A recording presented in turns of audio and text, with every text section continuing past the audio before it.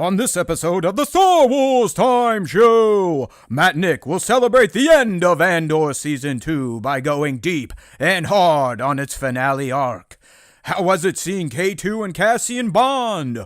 Which of the main characters died? What moments stood out and which added cool lore? Did the season and its lead-in to Rogue One pay off? Was it too quick or just right? All of this kind of talk and more in E356 of the Star Wars Time Show. And of course, they'll end with the question of the week responses and the latest round of top 5 Star Wars fan artist features. Punch it, Chewie.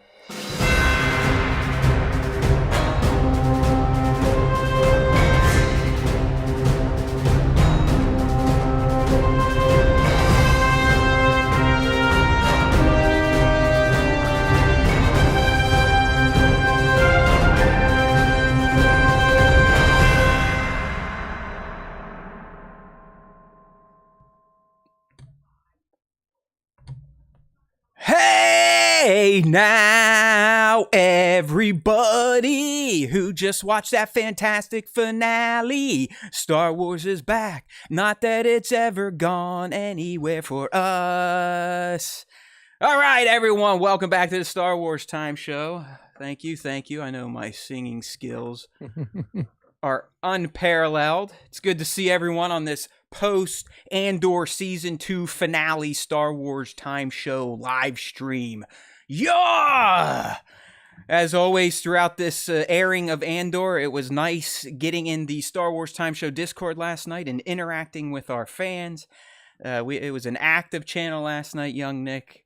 I think Michael Kramer finally learned his lesson and did not go into a channel clearly marked spoiler talk before he saw the content. So there you go, Mike. Good stuff. Yeah, it's just like listen, we'll get there. I mean, you know, our main segment today is obviously going to take in that finale deep and diving headfirst into it. But holy hell, was it fun to kind of sit around last night watching it live, just celebrating the moments with other fans and just talking about how damn perfect Andor Season 2 kind of ended up. I mean, if you rewind back a few weeks to when Nick and I did our pre-show for Andor, we were some fucking Eeyores around here. We were Debbie Downers, kind of lamenting the fact that this show was going to suck up so much of our time as content creators over the next month. And I know, at least me personally, going into the first set of 3 episodes, I was hunkering down for some pain.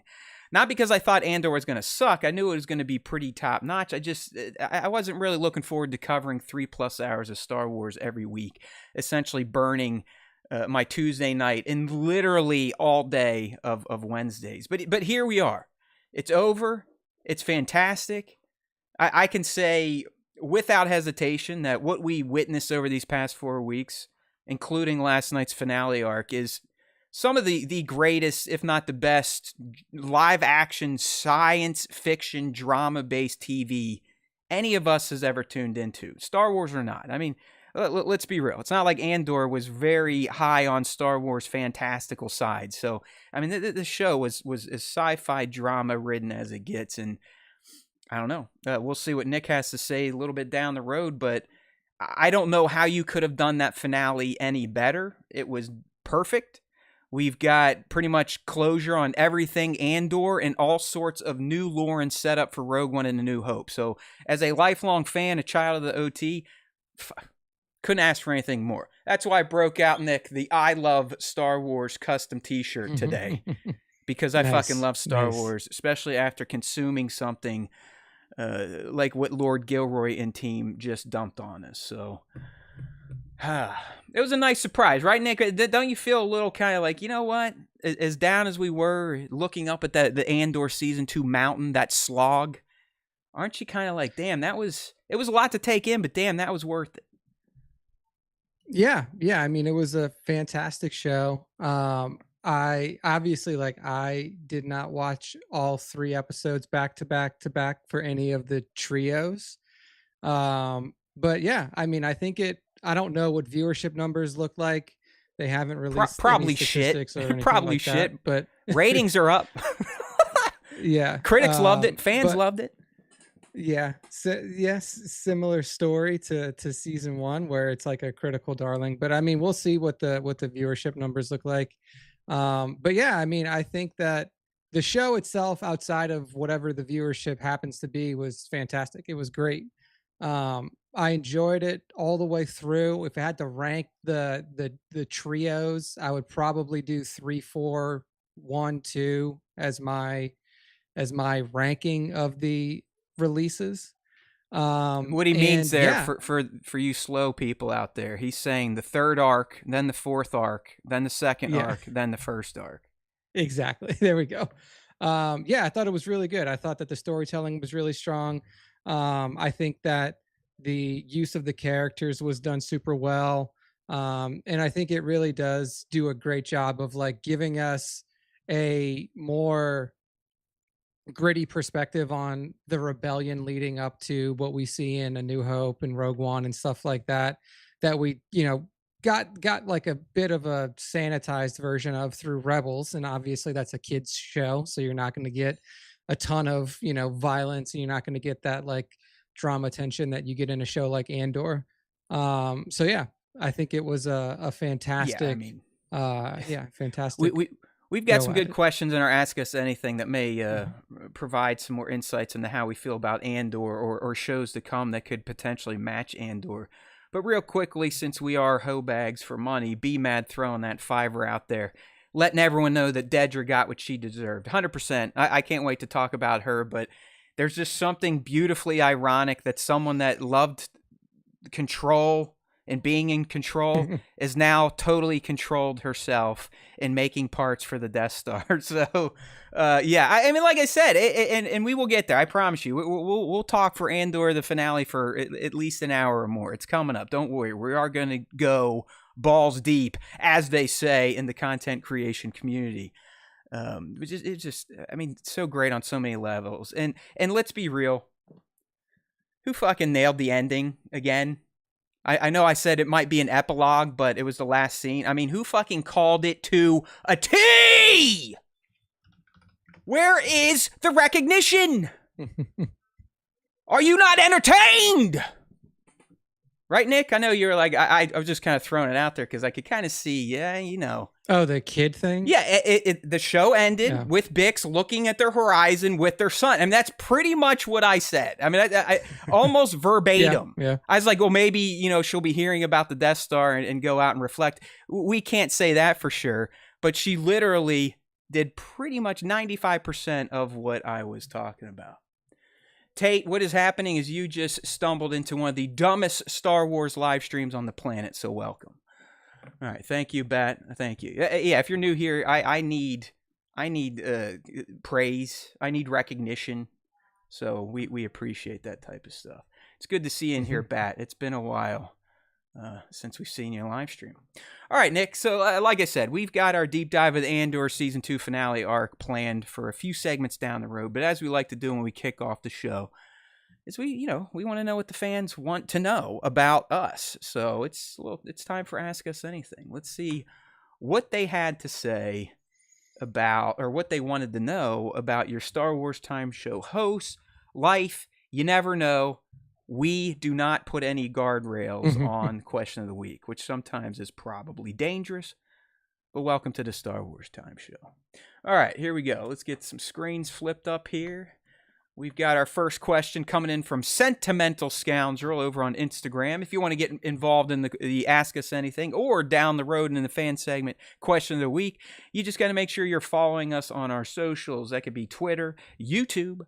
Get in our Discord. We got the open link in this video's description. Of course, Instagram and that pile of shit platform. TikTok, we're out there. Just follow, look for the prompts. Anyway, Sentimental is wanting to know, after Andor, what are you guys looking forward to? It doesn't have to be Star Wars related, young Nick. Yeah, I mean, not much. I don't know TV release schedules anymore. Thanks, Like Red what Dog. shows are coming out. I'll tell you this. We are watching the rehearsal on HBO Max, which has just been renamed to HBO Max. Really? It's gone from Max back, but they wanted the HBO branding back. Yeah, because they realized that the reason that people knew what it was is because the name HBO means a lot. Anyway, Well, we're wasn't watching that that. obvious, Nick? I mean, come on, Yeah, dude. yeah, that Jesus. was a mistake Why from the are we doing beginning. this dumb shit and not running companies? You know, that's a good question. But we're watching We're that. idiots. That's a fun show. If you know of Nathan Fielder, if you've seen Nathan for You, or if you've seen season 1 of The Rehearsal, season 2 is out now. I think it's 2 or 3 episodes in. It's always just a mind fuck to watch that because it's just such a weird type of show. So really good there. We're also watching Hacks on HBO Max. I've heard that's good. Uh, Hacks is fantastic. It's super funny. Um, like a good look inside of the like industry, like comedy show, writing and production type of industry. So I would definitely recommend that as well. And then yeah, I mean, if you want to watch a YouTube series, I just started watching a YouTube series by a zoologist named Lindsay Who Nicole, this and guy? her series is called The History of the World as We Know It, or That We Know Of. And basically what she does is she goes over every period in Earth's uh development, starting with the Cambrian period all the way, and goes all the way up to the current period of time where we're at now. And I just finished watching the Triassic period video. So if you want something that's like historical, and if you This like, guy. you This know, guy's continuing prehistory stuff education like over that. here. So That's not yeah, entertainment, Nick. You are learning, my son. it's entertaining, and it is also very educational. So that's what I'm All looking right. forward to, though. I mean, Rings of Power season 3, when it comes out, maybe next year, who knows. Yeah, I mean, listen, we don't have any Star Wars really to look forward to until the end of October when Vision season 3 dumps in full. So there's that. Obviously, always looking forward to new Star Wars. But I would just say probably the summer of film. I'm a big movie guy. Love going to the theater. It has picked up a bit in past months. There are some blockbusters slated for this summer, with probably James Gunn being the biggest that I'm interested in. We all know around here, young Nick does not. He fucking hates Superman, thinks he's OP, and James It's Gunn is very true. overrated. But I still am looking forward to checking that out. In terms of what I'm currently watching now, I just got through the latest season of Black Mirror. I always enjoy those. Those are always fun. I know I'm a little late to the party. And I'm also super late on getting into The White Lotus. Wife and I just started season 1, and I think that is a very well written show. So, that's what I'm looking into. And hopefully, my golf game improving over the summer so I can quit letting it ruin my life, because the inconsistency is becoming too big of a mental fuck for me. So I would love to get that stuff checked out. Bango, you totally need to watch Peacemaker. You do. Like that is one of the best just random DC characters. I didn't really like Peacemaker in James Gunn's Suicide Squad that Cena played, but once he got his standalone series, absolutely brilliant. And the fact that they have a scene almost dedicated to Howard Stern Easter eggs just reinforces how great it is. Still riding the one wheel. I actually have not taken it out. I've only taken it out once this season. I need to fill up the tire, but yeah, I might get on that bad boy. All right, so thank you there, sentimental scoundrel. Joe Babyface. Can they replicate this type of Andor storytelling, and for which story arc can it be done next? I know the right answer, Nick, so what's your thoughts on this? I mean, can they replicate it? No. Well, should they do it again? No. Because I think that this is like, if you try to replicate it, it's just not going to be the same. And really, the reason that it worked as well as it did is because you had a writer that was continuing with a character that he had already written before. And it is a it's a very stylistic type of show that fits right into Tony's wheelhouse. I don't think that they should try to replicate it. I think if they want to try to convince him to come back to write a different show, then they should do that. But you can't have like Simon Kinberg or somebody like another Star Wars writer try No. to like mimic that style of storytelling. I think that would just be like like it would feel like a knockoff. So like just go an original story route. Yeah, man. I listen. We've literally created an entire legend around the man of Tony Gilroy ever since Andor season 1, and really probably since we heard his interviews about the spot work he did on Rogue One. He has captured our fancy. We have been talking about this unicorn for years in a way that has propped him up on a pedestal, sometimes tongue in cheek. Maybe to start, we were actually criticizing the man by making fun of him and placing the title of Lord in front of his name. But at this point in time, he has earned it. He truly is Lord Tony Gilroy. The guy's proven he's allowed to kind of have some of that arrogance we've seen in the interviews. I don't give a shit. I'm all about it now. Like the guy is a genius, and he is that unicorn. So JoJo, it is not happening again unless Tony is convinced to come back, because Nick really hit the head on the nail on the head, as they like to say when you actually remember the saying. You gotta remember, Tony had zero Star Wars knowledge coming into these projects, which allowed him to not get over encumbered by I got to do fan service, or I got to respect this, I got to respect that, I got to use this character, that character. He just came in knowing I got to write a good fucking story and stay within certain guardrails. So it allowed him to do him, to write the way he knows how to write, and it's clearly a very sound writing style. He's very good at creating narratives.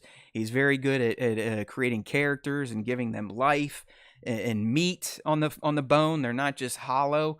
So I really don't. I mean, unless they can convince him to come back, I think Tony is the only one that can kind of spin up these types of Star Wars at this point in time, because most of the other creators are fanboys or girls in some sense of that word. And that's never going to allow them to be as objective as Tony truly was, which created the narratives that we all are essentially popping chubs over. All right, thank you there, JoJo, baby. We'll get one here from Red Dog. We sometimes do live questions. Just interested to know, what was your favorite standout line from Andor season 1 or season 2? Well, quickly, it's more than one line. Well, I should say it just to piss Nick off, but one way out.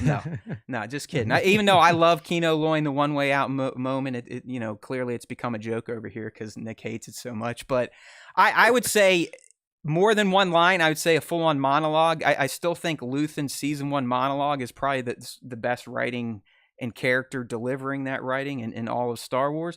Although I'll argue his shortened quote today to Dedra about how the rebellion has flown away was a choice quote as well. How about you, Nick? Anything stand out in terms of quotes or lines from either season?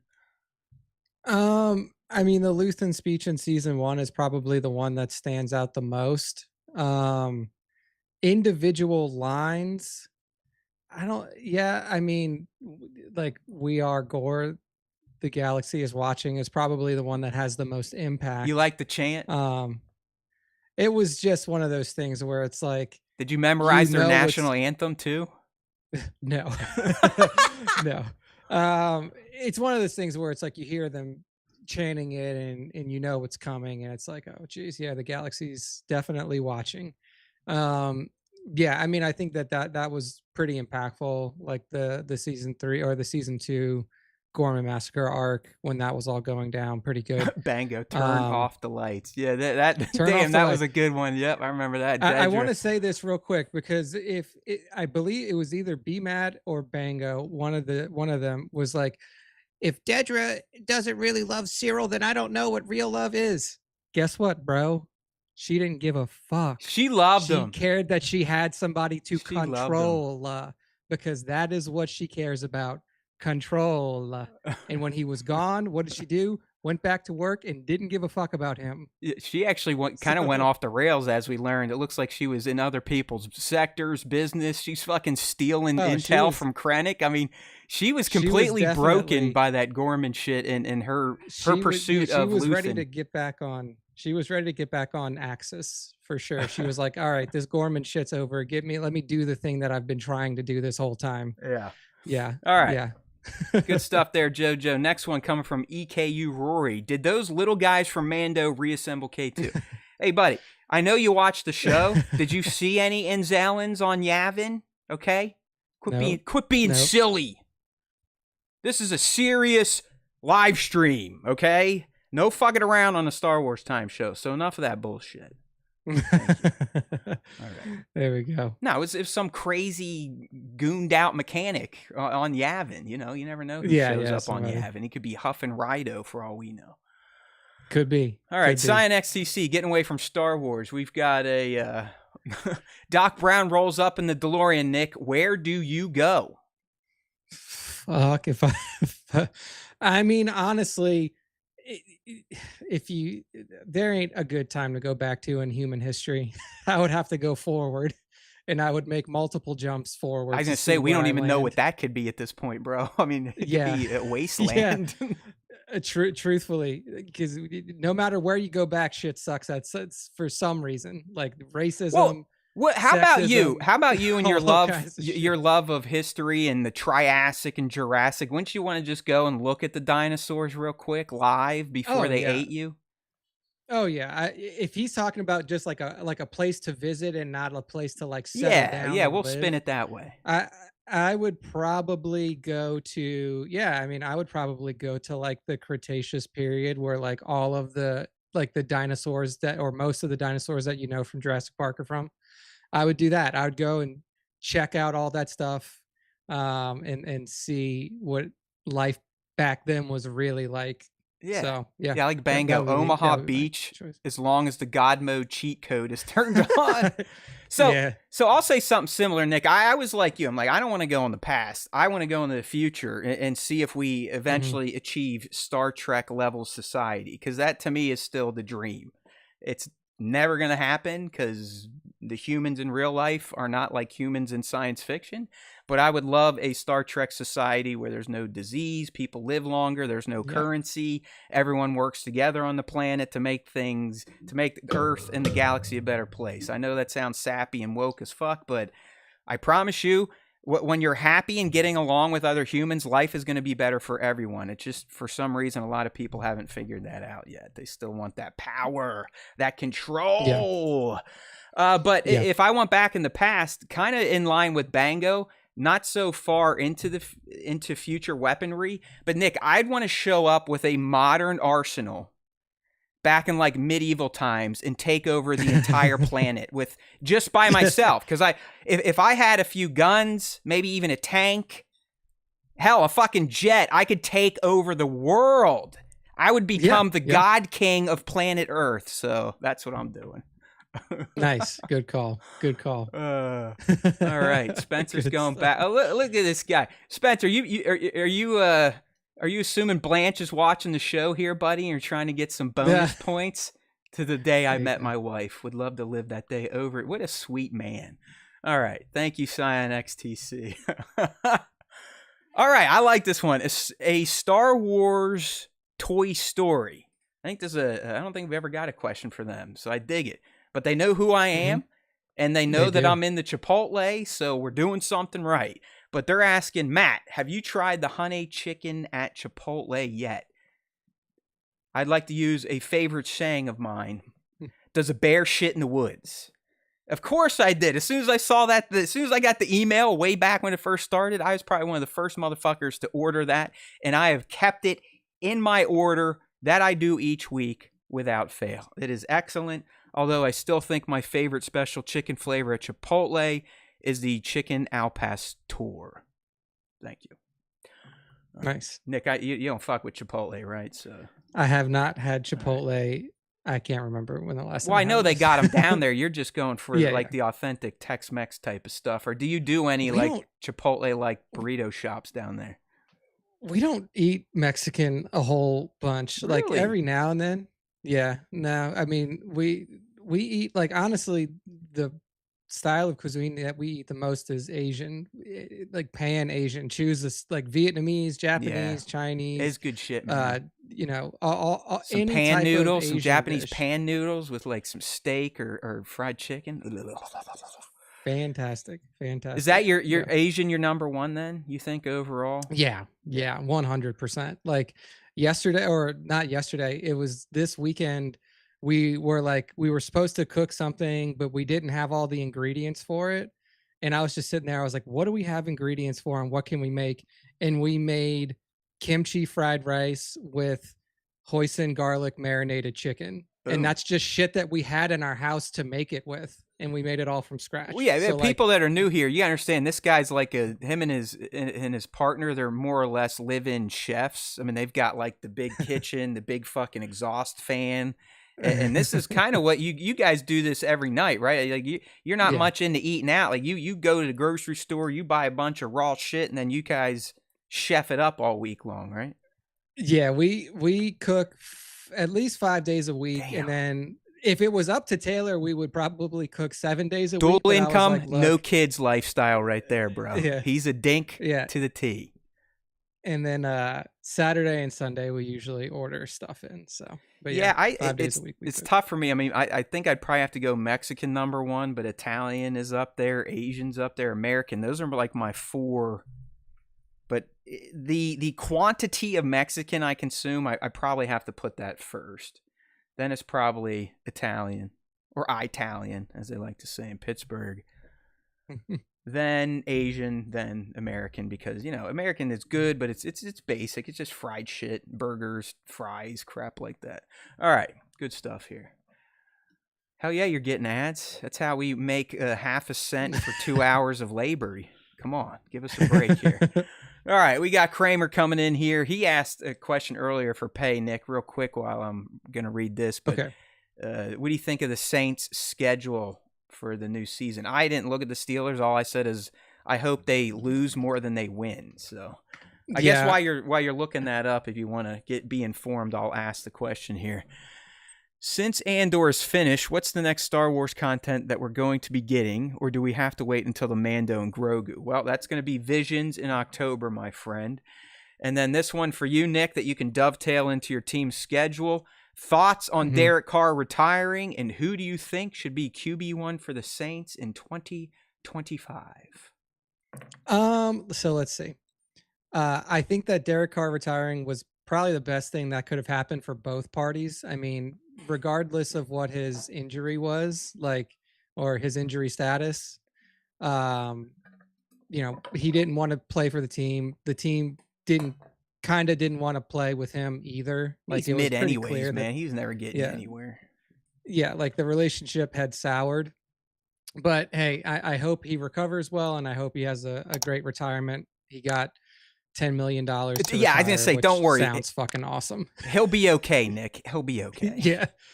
Yeah. As for who QB1's going to be, I mean, at this point, we're probably not going to. I would imagine that they're going to try to sign a veteran because we have. Well, you're in the Rodgers talk now. You're with me. It's us now fighting for this bozo.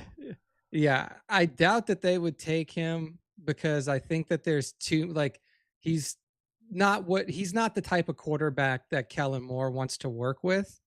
But if we don't sign a veteran, then I would imagine that they're going to start the Tyler Shuff show, whatever his last name is, the second round. Shog. Yeah. I mean, I thought that Spencer Rattler had potential, but he lost every game that he played in last year. So he was a loser in college too. It's he should be lucky to be on a practice squad. Yeah, so right now, not a lot of options, but I imagine that the new rookie that we got will start. So we'll see. Damn, Kramer. Schedule. You just here you go. You'll get part of the reply. Here you go, Kramer.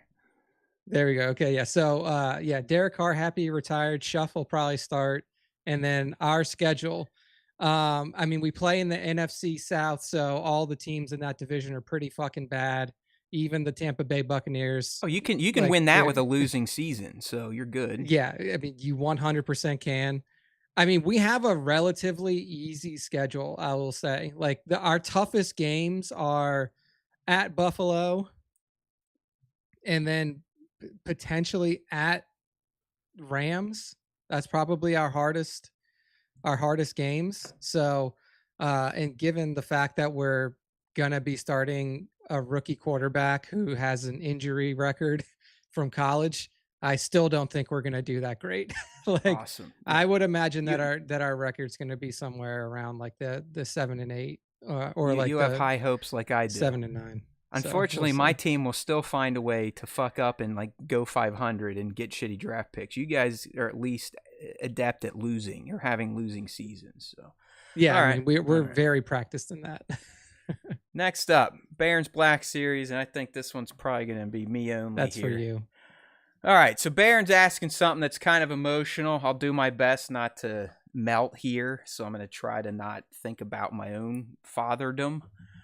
But what Spencer's asking here is it's an emotional question, like I said. What is it about being a parent, Matt, that catches people off guard when watching Star Wars? The ending of Andor broke me. Cassian will never get to meet his son, and his son will never get to meet his father. The great Cassian Andor that risked and did so much for him and the galaxy. My boy is my world. I'd hate to have never met such a wonderful little boy. It's just that, Spencer. It's almost, it is impossible to explain to someone that has not procreated or had their own kid. I know you pet parents out there like to think that they're like your children and it's similar, but it's not even close. And you're talking to a guy that loves animals more than most humans in his life. So I'm with you. I love pets. They're fantastic. But when you produce another human that you have to take care of, it's instant love. There are no walls put up between you and your children like you've put up between you and your parents, you and your family members, you and your friends. This is at least what's been explained to me in therapy as I'm trying to figure out why I have zero emotions for anything in life outside of my daughter and my pets. And he explained it's a phenomena. Like parents, when you have a child, they're instantly in your safe zone. There are no walls built up between you and your kids. They are your everything. So when you watch stuff in science fiction or on TV and it's dealing with parents and kids and what parents may experience or what kids may experience, you can't help but relate that to your own life. Therefore, the emotions well up and you may find yourself crying watching Star Wars or something else that is completely fiction-based. Okay? So there you go. I like I said, I don't know the exact science behind it. I'm someone that never really wanted to have a kid, so don't even like think I'm one of these, I got to have 50 kids. I didn't even have my kid till I was 36. I was already married for 10 years. I lived a life, and I can say without fail that having the kid has made my life more meaningful. And I think most people feel that way, which is why when you think about fake characters and their families, it can still fuck you up because you're always going to tie it to your own experience. All right, there you go. Okay, good stuff there, team. All right, we're not quite ready for the Andor Season 2 finale yet. We've got a few other things to talk about here. That was not the button to push there, Haywood. All right, how about this one? There we go. You always have a good time on the Star Wars Time Show live stream. If you haven't checked it out yet, give us a look. Wednesdays, 5:30 p. East, or as close as we can get, youtube.com/Star Wars Time Show. Although, don't do that for the next 2 weeks because we don't like to advertise it, but we might as well let you all know now. But we are taking a 2-week break after tonight's show. So the next 2 weeks, there's not going to be any lives. There's not really going to be anything. It's a well-earned half-year break, especially after that Andor slog. I'm going out and doing my beach vacation, and I do just kind of want to disassociate with the SWTS. You know I'll never be able to do it in full. I'll still be in Discord checking on the chats, and we already have our calendar loaded with clips to share from the show and other content. So fear not. You'll still get some Star Wars Time Show throughout your day the next 2 weeks, just no lives. But that's how we do it. That's right, Bango. We're drying up the free entertainment for a couple weeks. Thank you. All there right. you go. Yeah, we are taking a break, League. Thank you. So anyways, before we get that Andor season, we do have a few things to discuss. You know me, Mr. Movie Guy. Not a lot of stuff releasing last week, Nick. There really wasn't much to choose from. There was a few new films, and I opted to go with Josh Hartnett and Katie Sackhoff's Fight or Flight. And quite frankly, I was pleased with my choice. It ended up being a pretty fun action film, pretty hardcore violence. I would say it's similar in nature to Bullet Train, but on a plane. And I think more violent in terms of the action and how people are wasted, if you will. It's got some funny parts to it. It's got a decent story. I wouldn't say it's something that there's a lot of twists and turns that are going to keep you on the edge of your seat. But it's good enough that you're not going to be sitting there just wanting the next action moment to take place. And it ends in a way that opens it up for potential sequels, and I enjoyed it enough that I would be down to go see a second one. So I do think that Fight or Flight is worth checking out. Although this week I know we got the new Final Destination coming in the theaters. I'm all excited for that because I love that slop franchise. May even take my kid, who I know you're like, Matt, she's 9. It's R-rated and pretty hardcore. I'm like, well, guess what? She might have watched the first 5 with her dad by mistake at the house. I can't help it if she walks in the room and doesn't leave. So we'll see how bad of a parent I feel like being on a Thursday night. So there you go. Nice. Fight or Flight. I think it's worth the effort, worth going to the theater. Definitely a fun action You get film. to see Katie Sackhoff on the big screen. There you go. Yeah, and she plays a boss. You know, she's a boss, nice. Like a boss lady. Yeah. So nice. And she looked very, very Katie correct, which is fantastic. Nice. All right, this is just a little thing here. I don't even know if I told Nick about this, and it honestly is probably just to get us to click on their domain. But the Star Wars Time Show has cracked the top 100 Star Wars podcasts on the Million Podcast Network. We're coming in at 38. Yeah.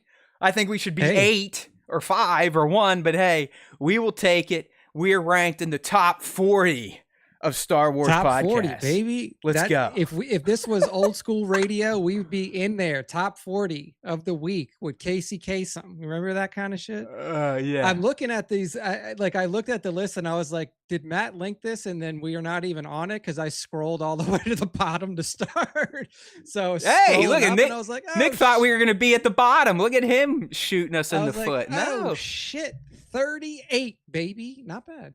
Yeah. Top 20, Devin, I'm with you. I'm not sure how we get there. I mean, if you look, we've got way more reviews than the show above us, but I guess because they're rated a 5. Who knows? I don't know how this thing is curated. I'll take it, but yeah, we should definitely be higher than we are. We have had a run on some subs here. I don't know what's going on. I mean, Andor, while the content isn't popping quite like Skeleton Crew, on the short front, it's definitely a noticeable increase in traffic we're getting on all of our live show Andor breakdowns and my full form breakdowns, which I would love for you all to go check out. Write down the note right now, you lazy assholes. Put on a notification. I want you all to go check out my full breakdown of the Andor S2 finale arc. It's out there on youtube.com/Star Wars Time Show right now. Watch it, give it a like, leave a comment, share it around. You know what to do. That. And you know what this shows you, everybody? After 10 years of work, you too can crack the top 40 of Star Wars podcasts. Jesus. So, it really, I mean, I don't want to go. It's cool. I've gotten over that character who's always like, oh, no one likes us. We should be better. But it's still there. I mean, I know we are better. I know we are. I know we're better than half these fucking channels that are above us. I know we're better than most of the shit you guys see on Instagram that share similar content. But it doesn't matter what I think. It matters what the AI gods think, and they think we suck, and they make us pay for our suckiness. So here we are. We'll always be low tier, but you all that have found us, you know you've got the secret sauce, and you're getting the best Star Wars content week to week on this planet. The fuck out of here, everyone else. All right, here we go. Thank you, League, for the comment on the finale breakdown. I do like that type of feedback. I put a lot of time into that shit. I got to do the edit, got to gather all the assets, write the script, record the script, cut the video. I got to get all this done before the live stream, so I appreciate any time it gives me just some basic feedback. That's it, YouTube. I'm not looking to get rich off of you. Just share my fucking content. Thank you. All right, Devin Doty. Thank you, Devin. Dropping in a 5 spot. To be top 40 at anything in life is a feat. Thank you. That is true. Thank you. We appreciate you. We speak your name. Good to see you in here, Lord Doty. All right, Nick, I think we made it. It's We time to made it. talk about that beautiful arc we just consumed last night, the Andor season 2 finale. Uh, as you heard earlier, I guess I'll just go in and do mine since I'm fucking yapping like a pig today. Um, I don't know how many more superlatives I can kind of throw out about the Andor season 2 finale arc. I mean, I do agree with Nick. I think arc 3 is probably the primo arc of the season, but like Nick said, arc 4, the one we just watched, comes in very close. It might not have been as tense as the Gorman arc, but it was pretty similar to feeling like, oh shit, what's gonna happen? Oh, okay, she's here, they're there, they're out there, he's doing this, they're doing that, radios are, oh my god, they're in hospitals, we're in safe rooms that are all blown out now, we've got ISB tactical units we've never seen before in white armor, what's going on here? So it was fantastic, but more importantly, what I appreciated about this finale arc is the sheer level of closure we got for the Andor characters and the Andor specific plot arcs over the past 2 seasons. But I'd say more importantly, for all of the new lore and world building, character building, we got to prop up Rogue One and, I believe, A New Hope in new ways. In fact, I give Bango credit last night. As soon as he rolled the credits on Andor episode 12, he went right into Rogue One. And I think all of us Star Wars fans need to treat ourselves to that.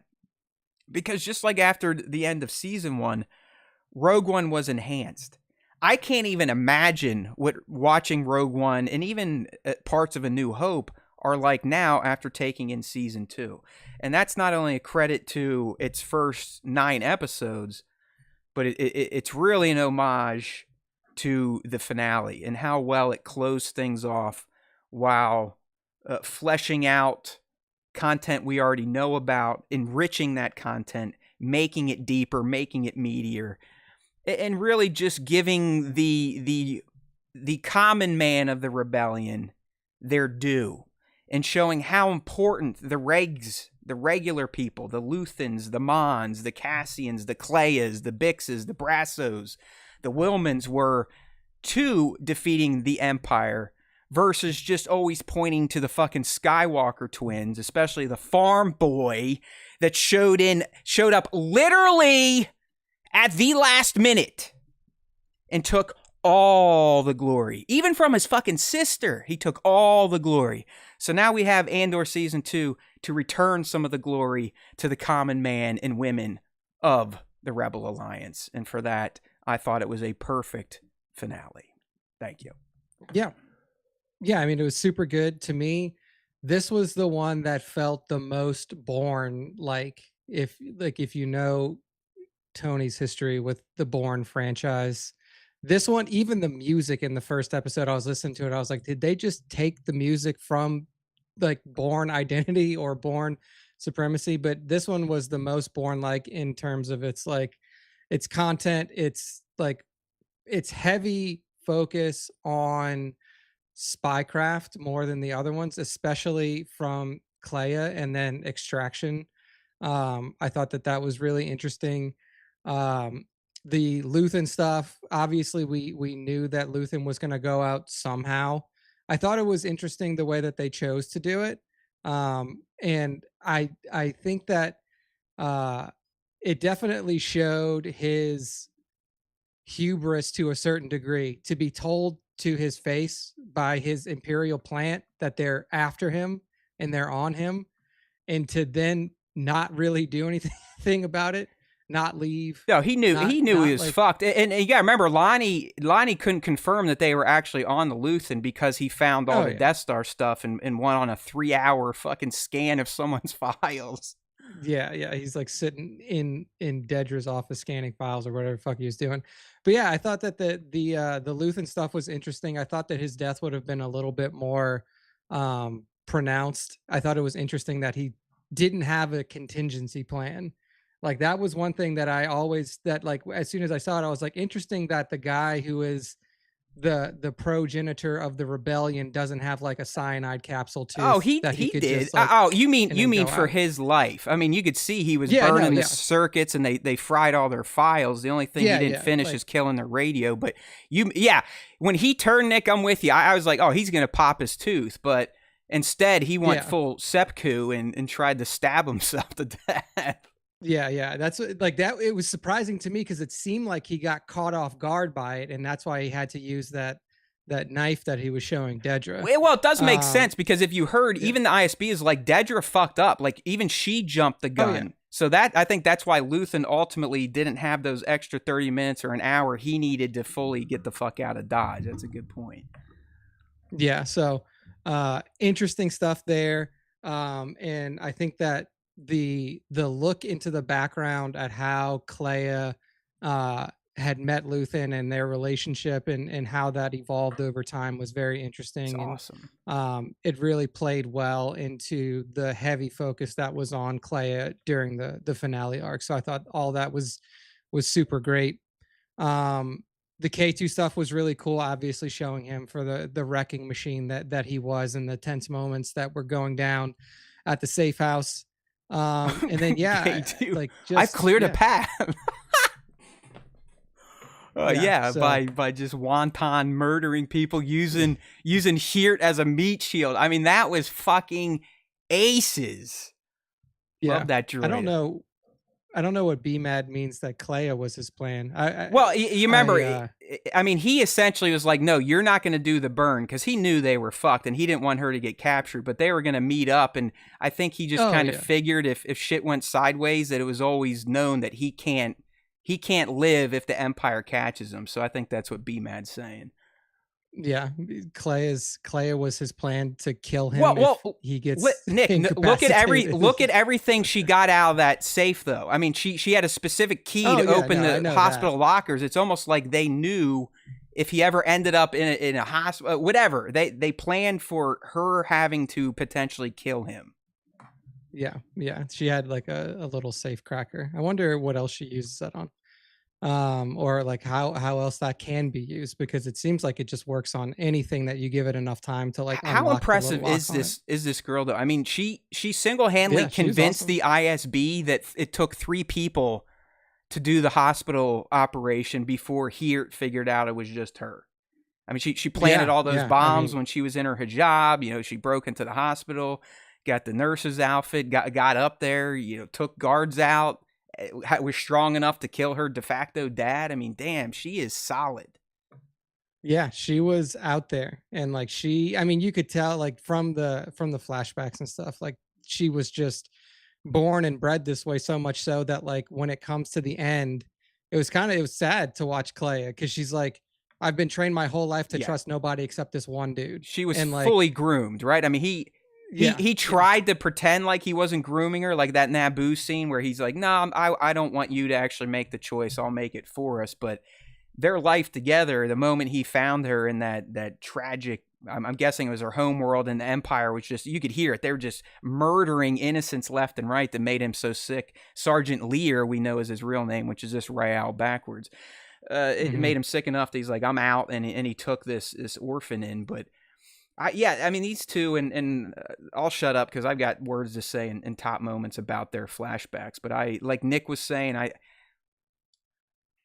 it just goes to show you how damn good Tony and his team are, that they can essentially fully explain two characters' motivations in a 40-minute episode, and it makes complete sense and honors their past, their present, and who they were when we saw them in this show. I mean, that's just brilliant to use just a couple bits of a few flashbacks, a few words of dialogue, and I think we all fully understood who Luthen was and what he became, but also why Clea became the skilled rebel assassin that we saw her over these 2 seasons as well.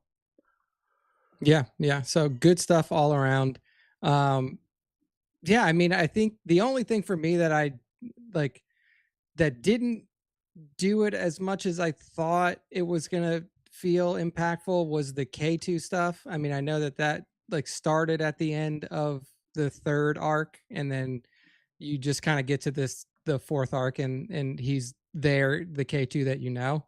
Yeah, but other than that, I mean, they showed K2 in the way that you expected to see K2, which is an Imperial wrecking droid. And then he has that personality that with just a hell of a fits sense of so humor. perfectly. I like when they're coming Yeah. back to Yavin Yeah. hot, and he's like, "I'm gonna tell them you kidnapped me," and then he turns and starts Yeah. waving at the X-wing pilots. It's like, Yeah. It's just the way that I Alan Tudyk plays that yeah, character is great. it would have been, and I'm fine with the B2 stuff. We got resolution there, whatever. Nick and I were wrong. I can admit that.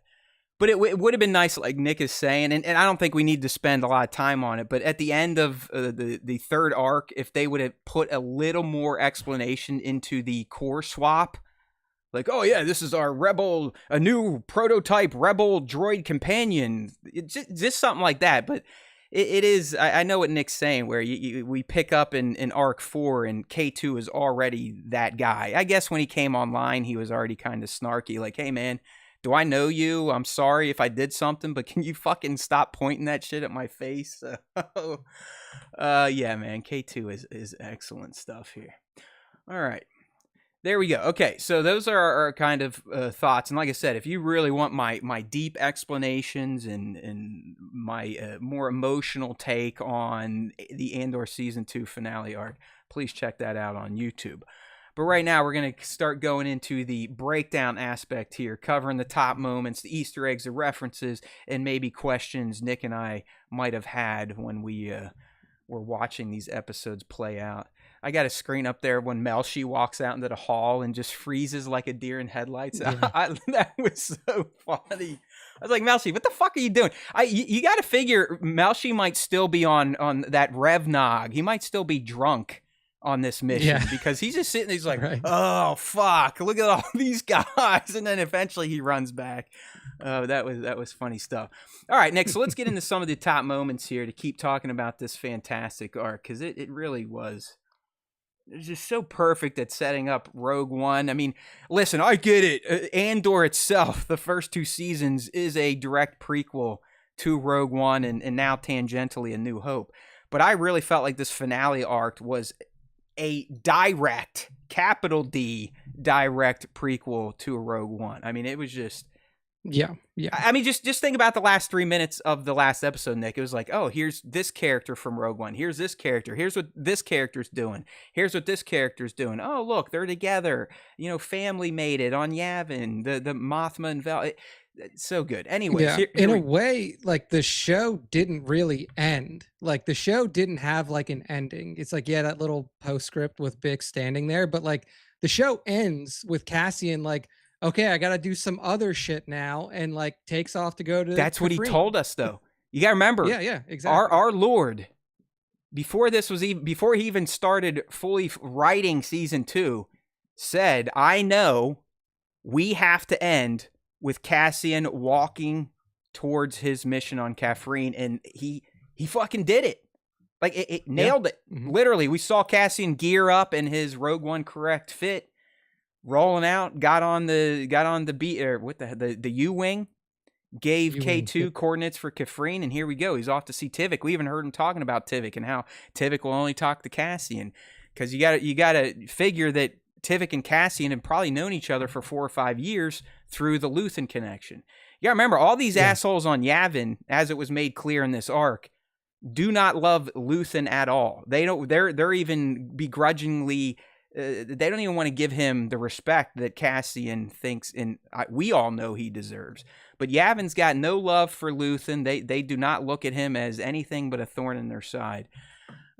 So let's do some of these top moments here, Nick. I'm starting out episode 10. It was a big moment, and it led to a major character death, although it didn't quite play out the way... I guess before we get there, I kind of found Luthen's death to be ideal for him.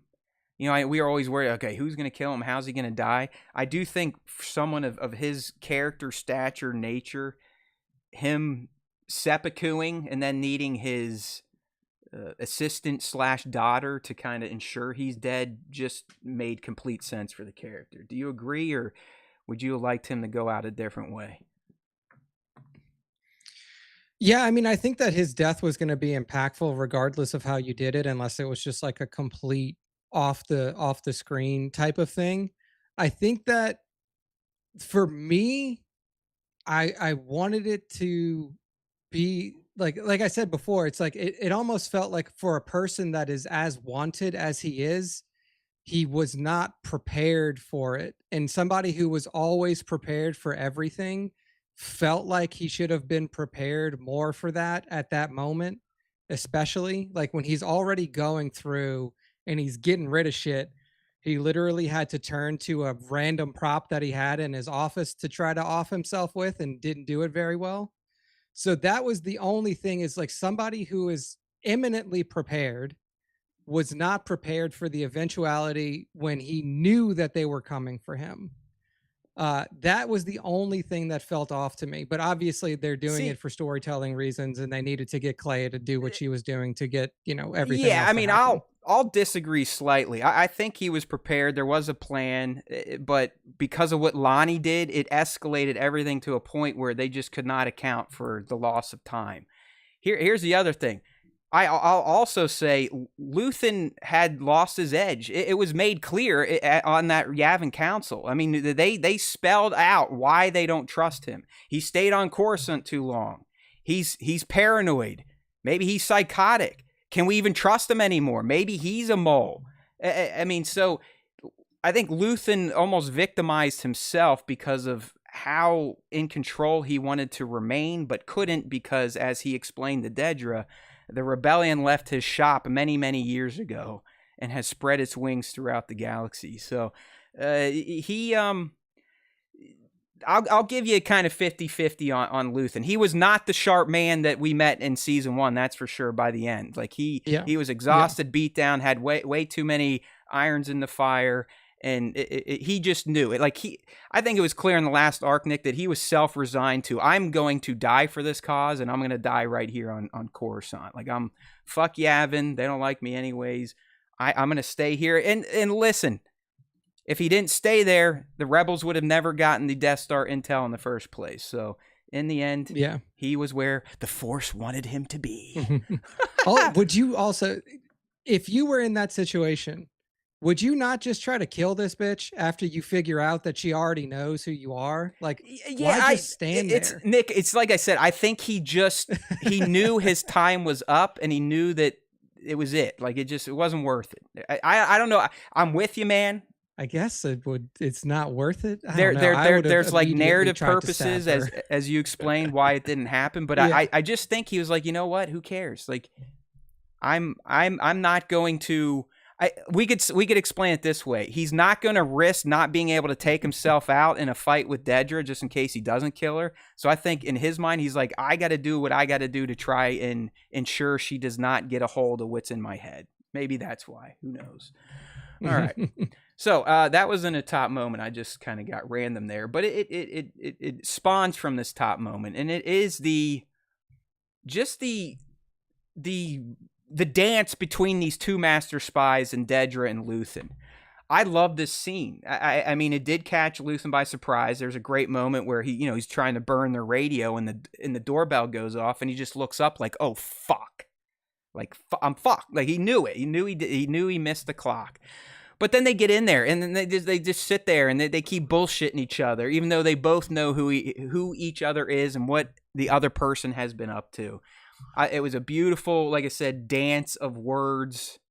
Of basically, they were double talking each other, Nick. I mean, Luthen says a great line in here. He's like, well, there's only 2 artifacts in here that are suspect now, essentially, talking about himself and Dedra, and Dedra finally thinking like, I did it. I'm gonna do this. I'm gonna finally get my man, and she kind of bumblefucks it, which does allow Luthen to almost off himself. But she gets the meds in the med vac in there, whatever the hell they were, and they get them all strapped up in these machines. But this scene was super tense because we knew what they were saying to each other. We knew she was going to out him. We knew she was going to either take him out or arrest him.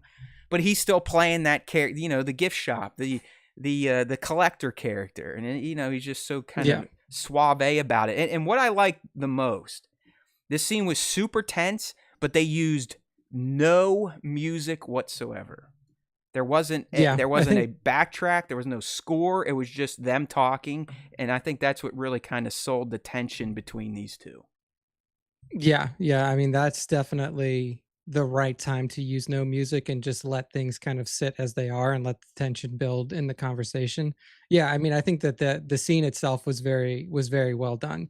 And as Dedra always does, she fucks it up somehow. It's just that's just her MO. Yeah, I mean, She is a very, very motivated person, not very good at actually like seeing things through as well as she probably could or should, or listening to orders. hey Nick, Just not her strong suit. could we argue that Dedra and Luthen's journey essentially mirrored each other, just on the opposite side? Because similar to Luthen, I mean, obviously he had way more years in the fight than she did, but Mhm. once she was keyed on to Axis and finding Luthen, it became her obsession. Like the rebellion became Luthen's obsession, and both of their obsessions ultimately led to their demise because they lost their Yeah. edge. They started doing things that they probably wouldn't do. They started making decisions that weren't smart. We learned that Dedger was fucking off for 2 years, scavenging intel from higher ups like Krennic. We saw Luthen was losing his game way back in hell a couple arcs ago. Like he was very nervous, frantic, anxious about everything. He wasn't the Luthen of season one.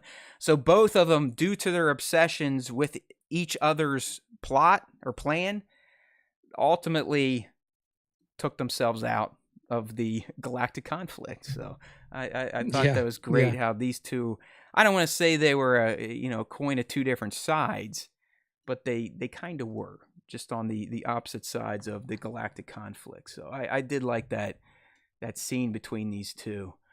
Um, the next one here, and I kind of talked about this a little bit because I wanted to hold on it, but I really appreciated those flashbacks.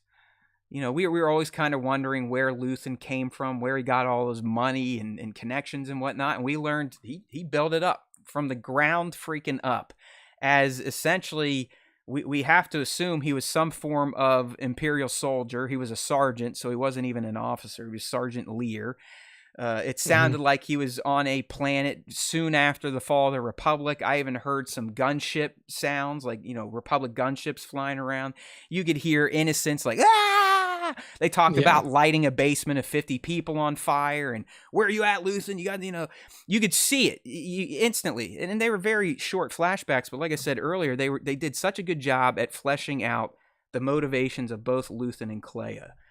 So that's why Mhm. I loved all those moments. And then it went all the way up to her hospital raid, which I thought, again, just showed. I mean, she's the Ethan Hunt of Star Wars. Let's be real. I mean, Cassian ended up becoming a pretty damn good spy. Clea blows him out of the water. I mean, her getting up to that secure hall through blowing shit up outside, just systematically blowing away those ISB tactical units, and then getting in there, looking at her de facto dad, and not even taking a fucking beat, and just unhooked his shit, let a tear shed, gave him one kiss to the forehead, and was out. It was beautiful for someone like that was groomed and grew up to be essentially an emotionless rebel assassin. So Yeah. I loved everything we got about Luthen and Clea from episode 10. I just thought it was a nice little cherry on top of these brand new characters that Andor brought us.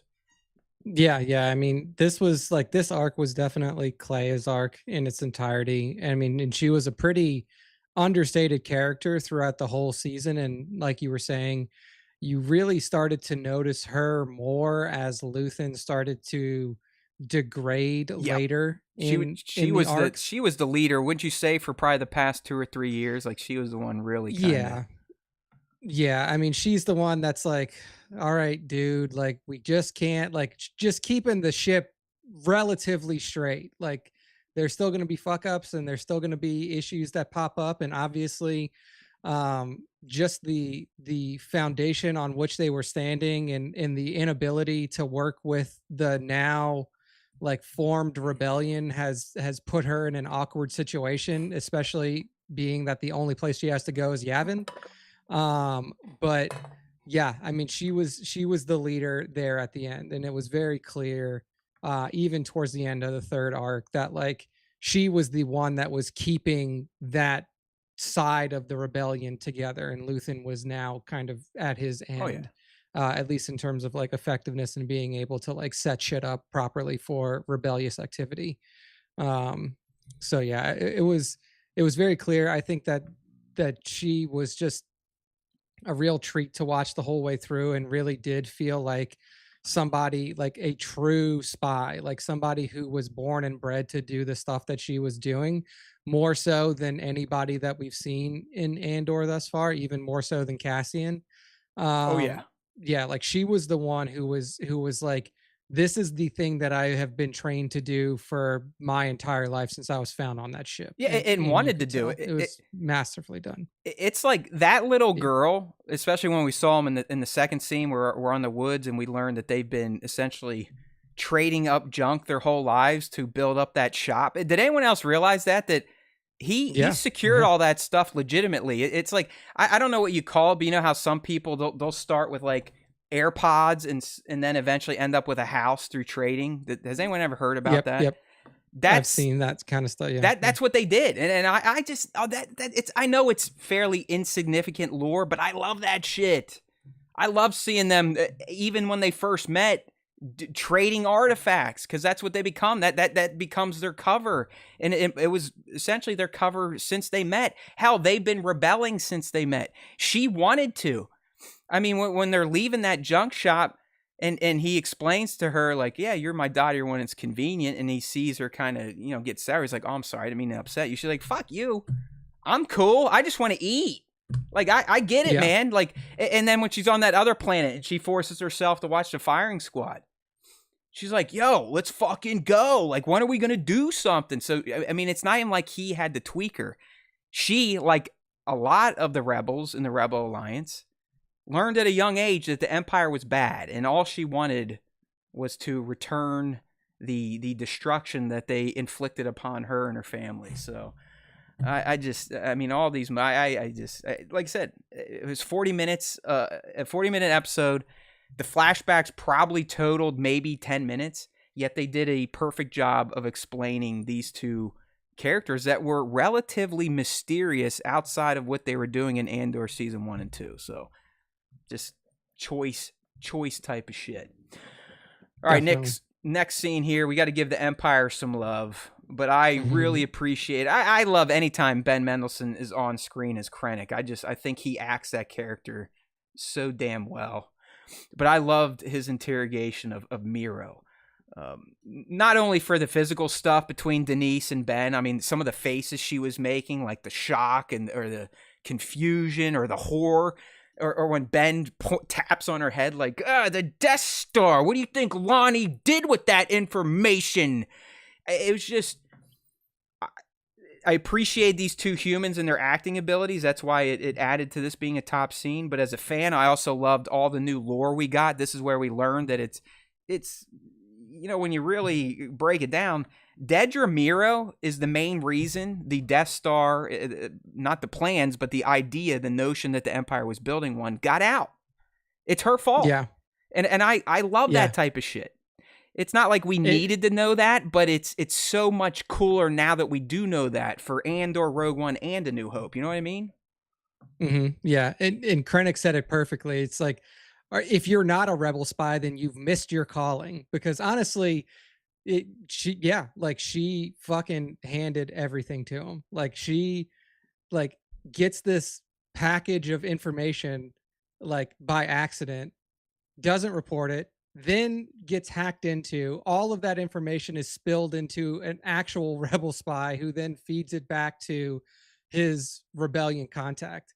And it's all because she does not have the ability to just listen to people. Like when somebody tells her something, she just decides to do whatever the fuck she wants to do with it. Like she does not have the ability to take orders. And in an empire, that is your one fucking job, is to take orders from the people who give it to you. And when I mean, like, honestly, she's lucky that they didn't just kill her on the spot. Like, actually, she's not lucky, because it's better for her to be in a prison camp for the rest of her life than to be killed on the spot, because she deserves to be. But I mean, Nick, I think honestly, her character probably would have preferred being killed. Because yeah, I you mean, are right. absolutely. Like her prison sentence on Narkina 5 is way worse than just getting Oh offed. yeah. Yeah, I mean, Partagaz had the easy way out, bro. He was just like, He's like, "Oh, fuck this shit. I have a meeting to go to. You're goddamn right, I have a Bro, meeting to go I'm to. glad Look you at my brought that pistol." up. We'll talk about it because it is an egg reference moment. But you understand the only people above him were Yularen, Palpatine, Vader, and Tarkin. So like he was probably Yeah, going to face one of them, and he's like, you know what? Fuck this shit, dude. yeah. He's like, "There's no way I'm going to that I'm motherfucking good. meeting." I'm good. Yeah, and Legret was like, "Yeah, I'll give you your moment." He knew what he was Oh, gonna of do. course, He of was like, course. "Yeah." Like Legret was like, "Yeah, you could have it, bro. I'm not gonna let Vader choke you to death and throw I your even body like around a when room." he was outside how they Yeah, shot he was, the suicide. You just hear it, and the trooper's like, "Oh shit!" He's like, "Nah, trust me, it's fine. we're Yeah. good." Meant to happen. Yeah. So I love this scene. I mean, like I said, just think about the new Death Star lore. I know Nick was starting to get into it, but we learned that the reason the Death Star, just the idea that the Empire was building a super weapon, leaked because Dedra was stealing Imperial information from Krennic for 2 years straight. So Mhm. she had all these files on her personal system. Like she had the Scarif stuff, the Jeddah and Kyber, Galen Urso, what the Gorman mining was actually being used for. I mean, she knew it was called the Death Star. And lo and behold, we then learned that Lonnie Jung, one of Luthen's assets, an early member of the rebellion, stole her cipher and had it for a Yeah. year and didn't tell Luthen because he knew Luthen would bust his balls, but he still sat on it and used it wisely. He burned his cover by spending 2 or 3 hours going through her personal files and not really looking out for Luthen, as Nick kind of pointed out. And Luthen's like, yo, man, are they after me? He's like, hey, fuckhead, I couldn't check. I didn't have enough time because what I found is bigger than you surviving and technically me surviving, even though Lonnie thought he was going to get out of this situation alive. So Lonnie learns about all this shit through Dedra's files. Lonnie then feeds it to Luthen Rael, who then feeds it to Clea Marquis, who then feeds it to Cassian Andor, who then feeds it to the Rebel Council, who tells him he's stupid and Luthen can't be trusted and you are grounded. Then the Rebel Council learns that this Tivik guy, one of Saul's contacts, who knows Cassian through Luthen's connections and his network, will only talk to Cassian about some crazy intel that he's learned on Jeddah. So then they're like, oh shit, Cassian's talking about Jeddah and Kyber and how it's connected to Galen and Scarif. Maybe we should follow up on this. So they let him fly. He goes, he meets Tivik. Tivik, you gotta remember what Tivik tells him is, hey, there is a defected pilot on Jeddah that told us the Empire is building a massive space station and Galen Urso is the key to stopping it. So right there, when Cassian hears that, he now knows, like, yes, I know for sure what Luthen was telling me is legit. That's why he then goes back to Yavin, and they're like, okay, we need to get Urso's kid to find Galen. And there's Rogue One. Then we know what happens. They find Galen, or at least get the message from Galen. He lets them know about the exploit. They go to Scarif after fighting that dipshit Rebel Council one more time. They get the plans. They transmit it. They die. They go to Leia. Leia gives them to Dodonna on Yavin. He does the briefing. Luke gets in his X-Wing. They fly through the trench. He blows it up. There we go. There's the full lore of how the Rebel Alliance secured the Death Star intel. And you gotta love it. And last thing on this scene, Nick, that I appreciated, it showed you right out in the open why the Empire failed. Because people like Dedra and Krennic and all the other leaders were too busy about their own glory, their own power grabs, that they could never work together to stop the rebels. I mean, she was stealing intel from him that she could have used to help her find access, but he wouldn't share it with her because he was only concerned about his Death Star project. And you could argue that's been the Empire since day one. They've always been about their own power versus, hey, let's actually work together and we would be a dominant force, just like we see the Rebel Alliance turn into. Yeah. Yeah. I mean, it was something that also kind of reared its head when you look at Thrawn's storyline too, where it's like Thrawn has this idea to make the Imperial Navy like the preeminent force in the galaxy that no rebel alliance could stand up to with the TIE Defender project. And it got shot down because they were like, no, we're going to give all the money to the Death Star project, where realistically, as an imperial government, you could have done both. But no, it was they wanted to be like, nope, we're just going to do the Death Star. We're not going to do your thing either. So it's just like everybody is very, very focused on whatever they want to do. They're not working together. They all want to try to get power whatever way that they can.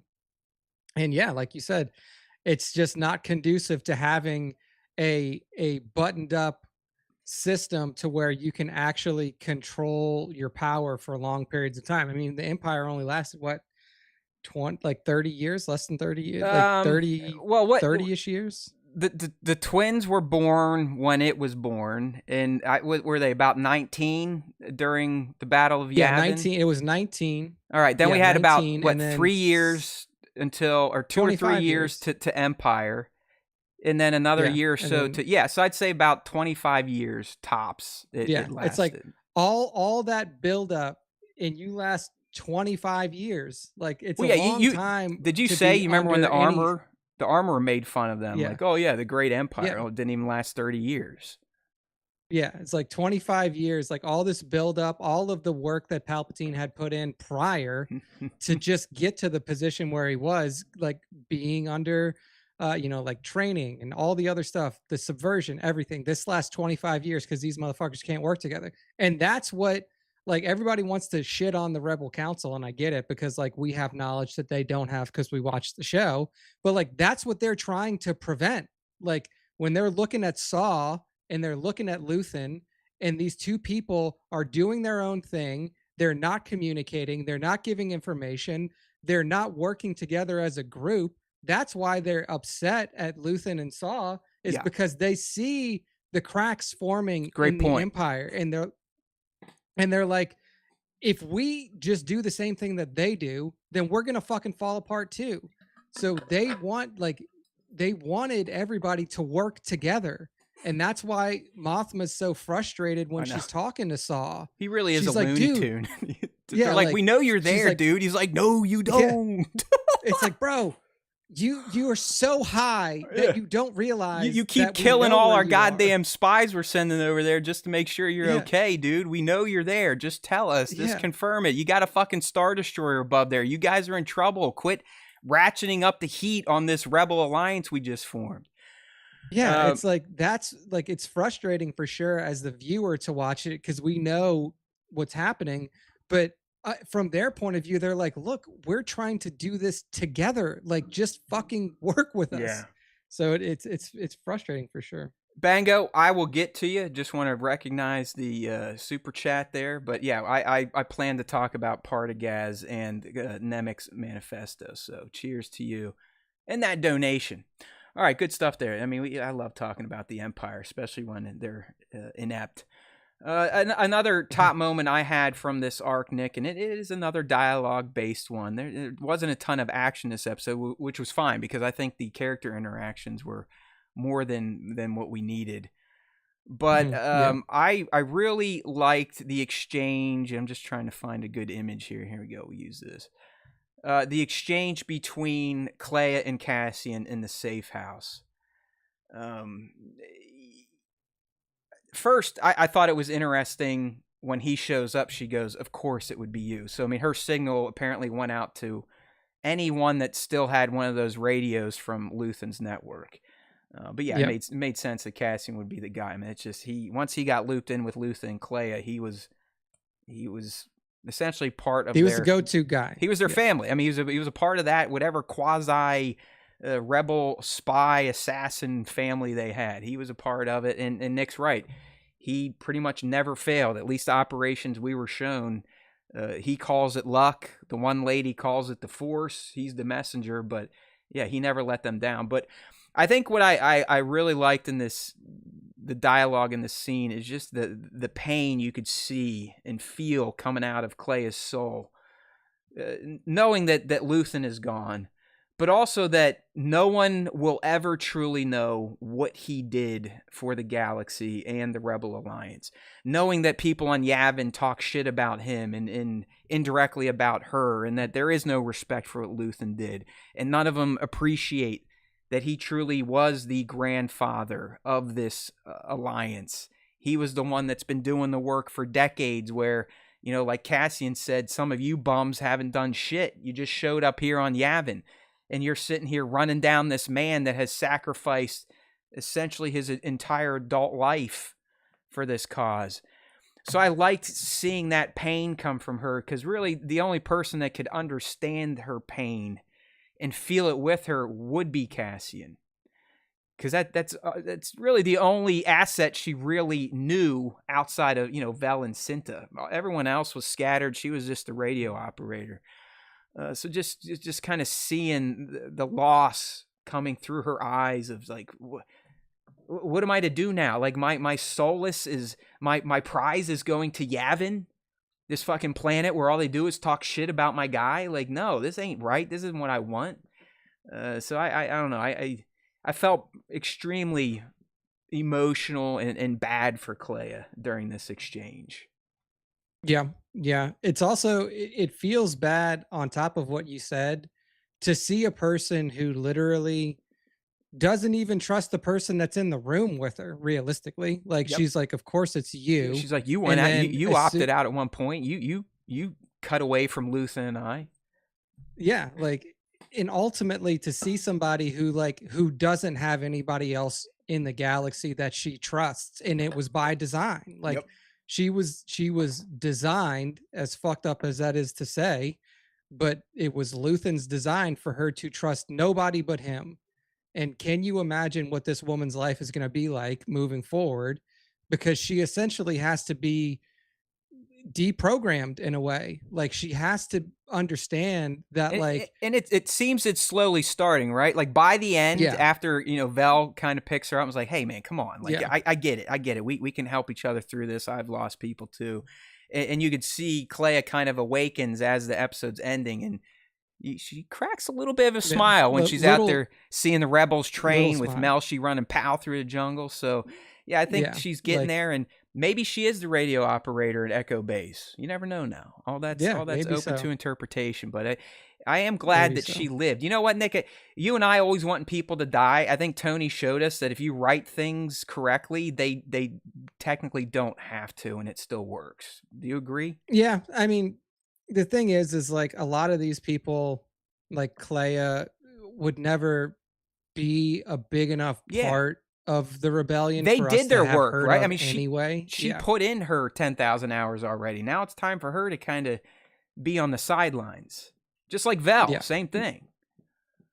Yeah, exactly. So it's they're not for you to know from the, you know, original movies, or they don't have to have a role that was large enough for you to for them to be like a missing piece of what comes after it. Right. So it worked out perfectly for the ones that survived, for sure. Yeah, I mean, Luthen had to go in one way or another, just because he's too big of a figurehead, disenfranchisement or not. Like, they had to figure him out. But I think that, you know, Willman surviving, Clea surviving, Vel, all that in the end makes sense. B2 survived, that makes sense. So love it. That's why we're pretty much sitting here giving this show a virtual BJ. All right. Next top moment here, we're finally getting into some of the action stuff, and of course our boy K2 was involved. It was one of probably his biggest moment of the season, really.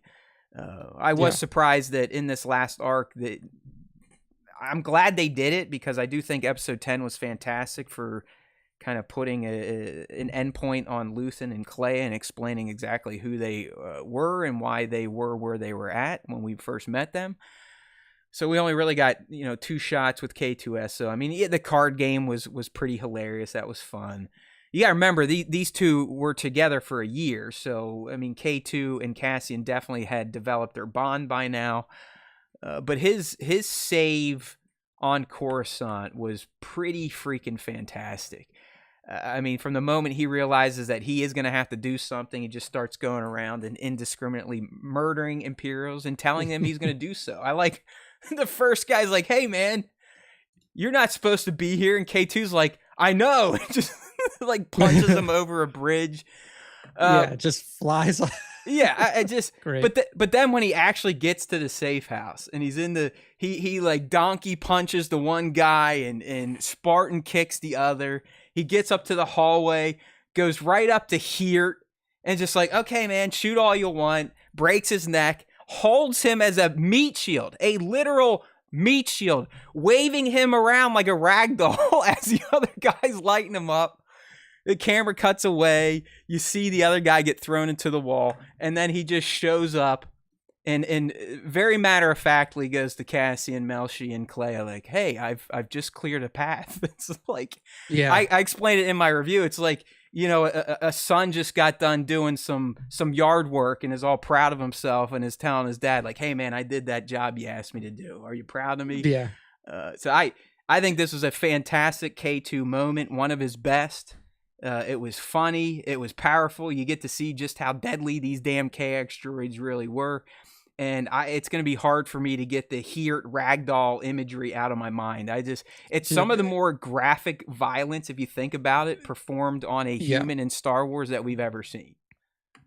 Yeah, that was brutal. Like that, like when I saw that, like he first picked him up, I was like, okay, that's pretty wild. Like, but then when they showed him like face first dead, yeah, and he's just holding, I was like, dude, that's the most that's like some Punisher level shit. Like, it's not as bloody, but like that's some shit that you would see in like Netflix, Daredevil, Marvel stuff, where it's like, damn, yo, like that's definitely the most graphic violence that we've probably seen in Star Wars in terms of like disturbingness. He's fully ragdolling too. Like he has no structure because he's dead. He has no structure left in his body. It's just like. Mm-hmm. Yeah, dude, it is fucking wild. So yeah, that whole scene was crazy. I mean, Alan Tudyk plays that character so well, just in terms of how he how he voices him. It's such a straight delivery. It's such a straight delivery, but it's not. It doesn't sound like a robot. I know that doesn't make sense, but hopefully it does. Cause it's like the perfect mix of robotic comedy that just comes across so like everything he says with a level of sincerity where you're like, it's a droid, so he doesn't know that there is a level of like, he doesn't understand sarcasm or like subversiveness or stuff like that. Like, he can only act in a way that is very, very honest to what he is doing. And it just works out so well. Like the creation of that character as a whole from Rogue One in the beginning to where he is now is just fantastic. Yeah, I dig it. I mean, listen, we'd all would sit there and be like, yeah, we would have liked more. But if you think about what we got there, how their meeting went down on Gorman and all the horrific shit K2 did there.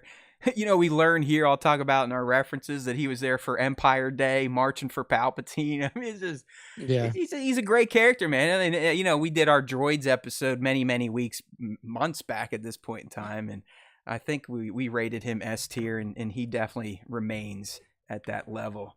Okay, another top moment we got from this excellent finale arc of Andor here. And a little bit of a theme here. It is very similar to the Clea and Cassian discussion. But you know what? I really liked Cassian coming in and standing up for Luthen.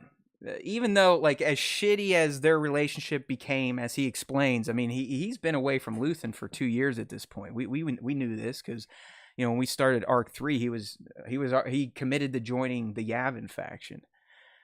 But he came in there, laid down the intel, and explained to them, like, listen, I know this guy. There's no way this is bullshit. I mean, you love him or hate him, all the bad he did, think about the good. I know him better than any of you assholes. And how dare you sit here and talk shit about this man, Bail, when he's the reason that Mon got the fuck out of the Senate, especially because your team got compromised, you piece of shit.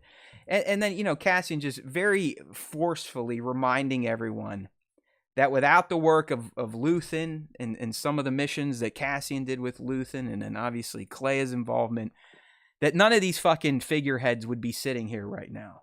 There would be no Rebel Alliance. There would be no amassing of troops on Yavin. And I'm glad he reminded them, because it was starting to get a little annoying listening to. I'll be honest with you, and I think I dropped this in the Discord last night. For the first time ever, they found a way to have me hate the character of Bail Organa. I mean, he's such like an honorable Dudley Do-Right, but the way he was shit-talking Luthen and discounting Cassian's, the validity of the words Cassian was speaking, and grounding him, is just like, you know what? Fuck you, Bail. What have you done? Yeah. What have you done but, make a few speeches in the Senate and maybe move some money here or there? You haven't done even remotely as much as Mon Mothma. Definitely not Luthen. Saved Yoda's life. What's that green lazy asshole doing? He's doing nothing. He's sitting on Dagobah playing with himself. Just saying. I will say that I found that to be relatively out of character for Bail, at least as we've seen him before. Now, they're bringing it up in the chat and in the Discord last night too, Nick, so I'll ask you, do you think if Jimmy was still playing the character, it would have hit differently? Or I think that do you Jimmy... think Brat kind of ratcheted up too much? Here's what I'll say. I don't think it's who. I think the only reason that it may have been different with Jimmy is because Jimmy knows the character better. Jimmy's been playing that character since 2003 or whatever, like since AOTC, and he has a better read on that character. So what essentially happened is this is how the episode writers wanted to write him, and they didn't have an actor who had the knowledge of the character to push back against how he was written. And I think that if Jimmy was there, he would have been like, I don't know if this is necessarily in character for Bail, because I found that to be relatively out of character for him. And obviously Bail is not a character that has a ton of screen time, but you've seen how he acts, and you've seen his interactions with other rebels. You've seen his interactions. Like, he was one of the ones in Rogue One to be like, let him go. Like, he wasn't one of the ones to be like, you got to fucking stay your ass here. You can't go out there and do that. Like, I found that interaction to be relatively out of character for what we've seen from Bail. And I think it was mostly that they didn't have Jimmy there to be like, this is probably not this, like, how he would probably stand on this. If anything, the better person to do that was Draven, because Draven's been doing that the whole time. Like, Draven has been shit talking Cassian for wanting to leave, has been like trying to put clamps down on everything. He also did not like Luthen. Yeah, he didn't like Luthen either. So it felt weird that came from Bail. And I really think that if Jimmy was there, he would have been like, maybe it would have still went through, because I don't know how much input they take from actors in that writing room or in that writer's room. But it didn't feel like the Bail that Jimmy Smith. I mean, dude, I know we're right. Look at Bail in Rogue One. Is he the main rebel leader? No, he's hanging back, just like nodding his head. Look at his position here. He's at the head of the fucking table. Who's the leader of the Rebel Alliance? Not Bail Organa. It's Mon Mothma. It was a bit weird. Like, that interaction was a bit weird to me. Okay, all right. But I like I said, I did like the scene mostly because of the venom Cassian was spitting, but it gave us fans deeper insights into, like, the rebels were kind of just as fucking stupid as the Empire, where they wouldn't believe each other, or that there was some infighting going on here. Some people wanted to believe Cassian, others did not. And it just fleshes out more of why, when we meet them in Rogue One, that they're all sitting around like, oh, I don't know if we should do anything about all this news about a Death Star. We're just a little tiny rebel force. We'll get killed. No, veto the Scarif mission. Yeah, so you kind of see why they're a bunch of Debbie Downers, and this scene just extended that. Feeds into it. Yep. Yeah. All right. Next top moment from this episode. Last one here, and then we'll get into eggs and references, and then kind of put this breakdown to bed. But I teased it earlier. I thought the end to this episode was absolutely killer. I know it wasn't. It was kind of montagey, but not super quick cutty. But it really just starts Cassian gearing up with his kit that we see him in Rogue One when he's on Kafrene. I mean, from top to bottom. and then just kind of cut around to all the main players of Andor and Rogue One. We got Melshi training, Pow in the Force. I can't believe we got this, but I'll take it. We got some closure on Perrin. Perrin has hooked up with Skaldune's wife, and he still looks fucking absolutely miserable. But again, closure. Yeah. All right, it goes to Dedra. We learned she has been shipped to Narkina 5, the same prison Cassian was at, and there's a good chance, since we didn't see the eye in the Death Star yet, she is helping to contribute to building the damn thing that essentially got her locked up in the first place. It continues on. Cassian's walking through. He's looking at everyone. It's giving us time to reflect on his journey and everyone else's journey in Andor. And who does he see together? Well, we got Mon Mothma and Vel. That's awesome to know that Vel was there with Mon on Yavin to kind of help her through all this shit. We get a shot of Saul staring out that broken window that we last see him in Rogue One before his castle blows up. Then it goes to Krennic, who is staring lovingly at his creation. It shifts over to Cassian and K2 getting ready to take off. And then we get the end, where we get confirmation that Bix has gone back to Mina Rao. She's right back on the farm that they all escaped to at the beginning of the season. B2 seemingly has a partner, if not a girlfriend. And then we get the big drop, the one I told you was coming, the end to the series, providing hope. Bix and baby Andor staring into the horizon, creating a parallel to the end of Cassian's journey in Rogue One, when he and Jyn stare at the horizon and then turn away as it comes to incinerate their flesh and bones. It was one of the best kind of closing series montages out there. It helped to close out Andor while also ushering us right into Rogue One. I mean, you could watch this little 3-minute montage, hit play on Rogue One, and be like, hot damn, was that a perfect lead-in? Yeah. It really wrapped up all of the little stories that you wanted to know about, and it sets everything in motion perfectly going into Rogue One. I mean, the series overall from season 1 to season 2 did a really good job of painting the picture and getting us to where we needed to be for Rogue One into A New Hope, and having a better appreciation for the rebellion as a whole. I think that overall everybody understood what the mission of the rebellion was, but never really understood what was done to get to the point to where they could even think about making that trench run, or think about deploying a force against the Empire anywhere in the galaxy. And now you really have an appreciation for what it took to get there. And I think that this show did that fantastically. Well, that's what I mean, Nick. I think now, I mean, Andor obviously perfectly leads into Rogue One, but it also has added more meat to A New Hope. I mean, it's like we almost have like a new quadrilogy.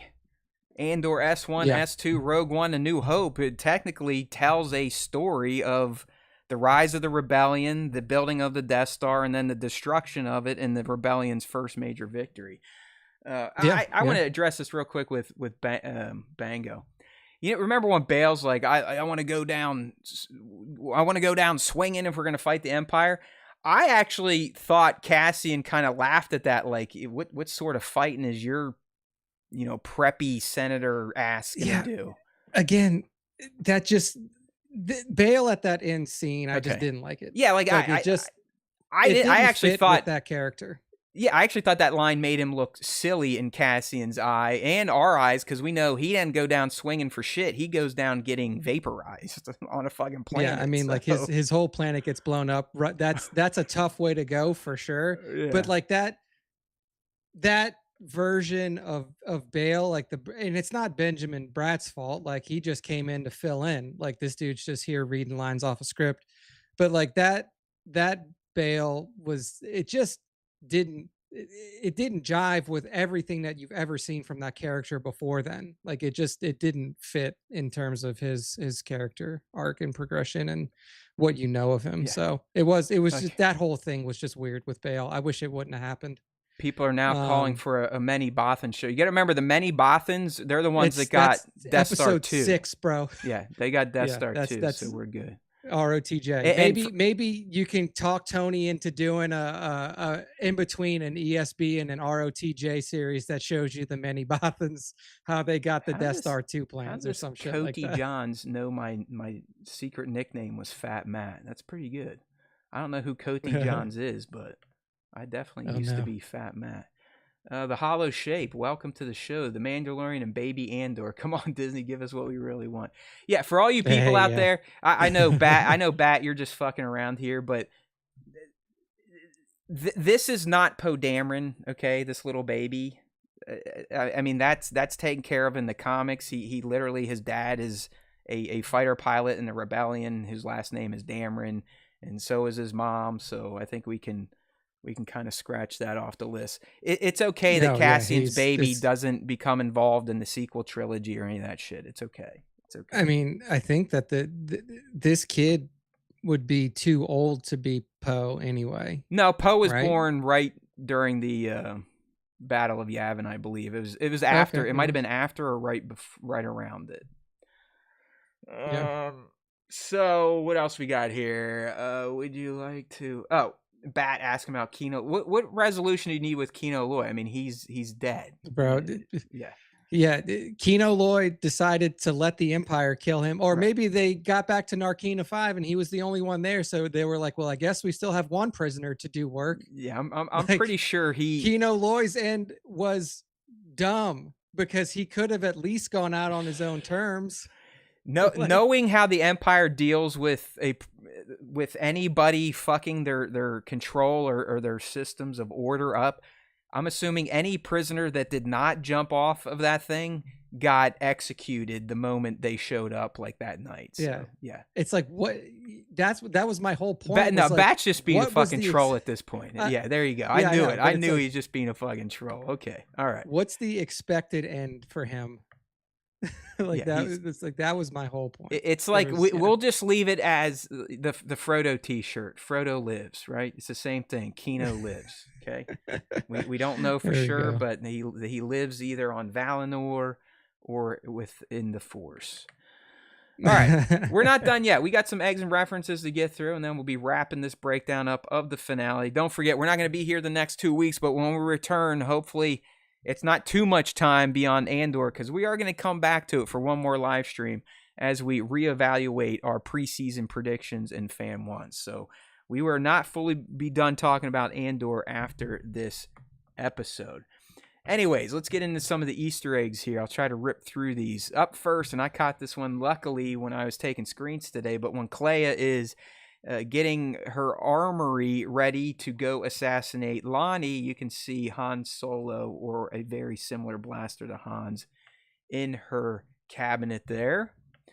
All right. We've got, and I think this is the first time we've heard it in the series, but when Luthen is passing the intel to Kleia, we finally get the Galen Erso drop. All right. Indeed. I don't think he was mentioned in season 1 or prior to that.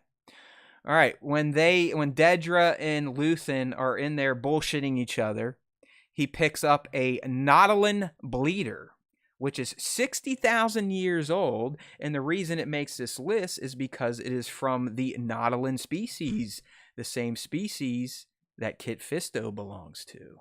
You can even see it on the hilt. You can kind of see their big black eyes and dreads. All right. This one I also picked up this morning as I was collecting screens, but the second flashback where they're at a artifact trader, Nick, Luthen gives him a Deveronian victory necklace, which apparently comes from the planet Deveron, which was heavily featured in the Clone Wars. All right. Yes. I'm sure the rest of you picked up on this right away. If not, you're definitely not as cool as me. But where Luthen and Kleia pull off their first insurrectionist act against the Empire It's Naboo, and I'm pretty sure it's Yep. up by Padme's lakeside retreat if you look at the surrounding landscapes there. So that was kind of cool. I think the point there was like, hey, if we're going to be in this rebellion, we got to be able to fit in with the highest of society and the lowest of society. So it's kind of them practicing their spy craft. You know what I mean? All right. Yeah, makes sense. Next one here. The hospital that Luthen is taken to on Coruscant has been translated to the Lena So Hospital. So it's named after the Chancellor of the High Republic. There you go. Okay, during the interrogation between Krennic and Miro, I'm pretty sure for the first time in Andor, we get the term Death Star, right? Krennic makes Miro say it like, you know what you saw that's dangerous and why I'm here. And she's like, the Death Star. So I'm pretty sure that was a first there. This is kind of a deep cut, but in one of the cuts at the Yavin base while they're walking through the hangar, if you look closely, you can see a Treadwell droid. That's right, Treadwell droids. We saw them way back on the Lars family farm. Okay, moving right along with Easter eggs and references from the Andor Season 2 finale.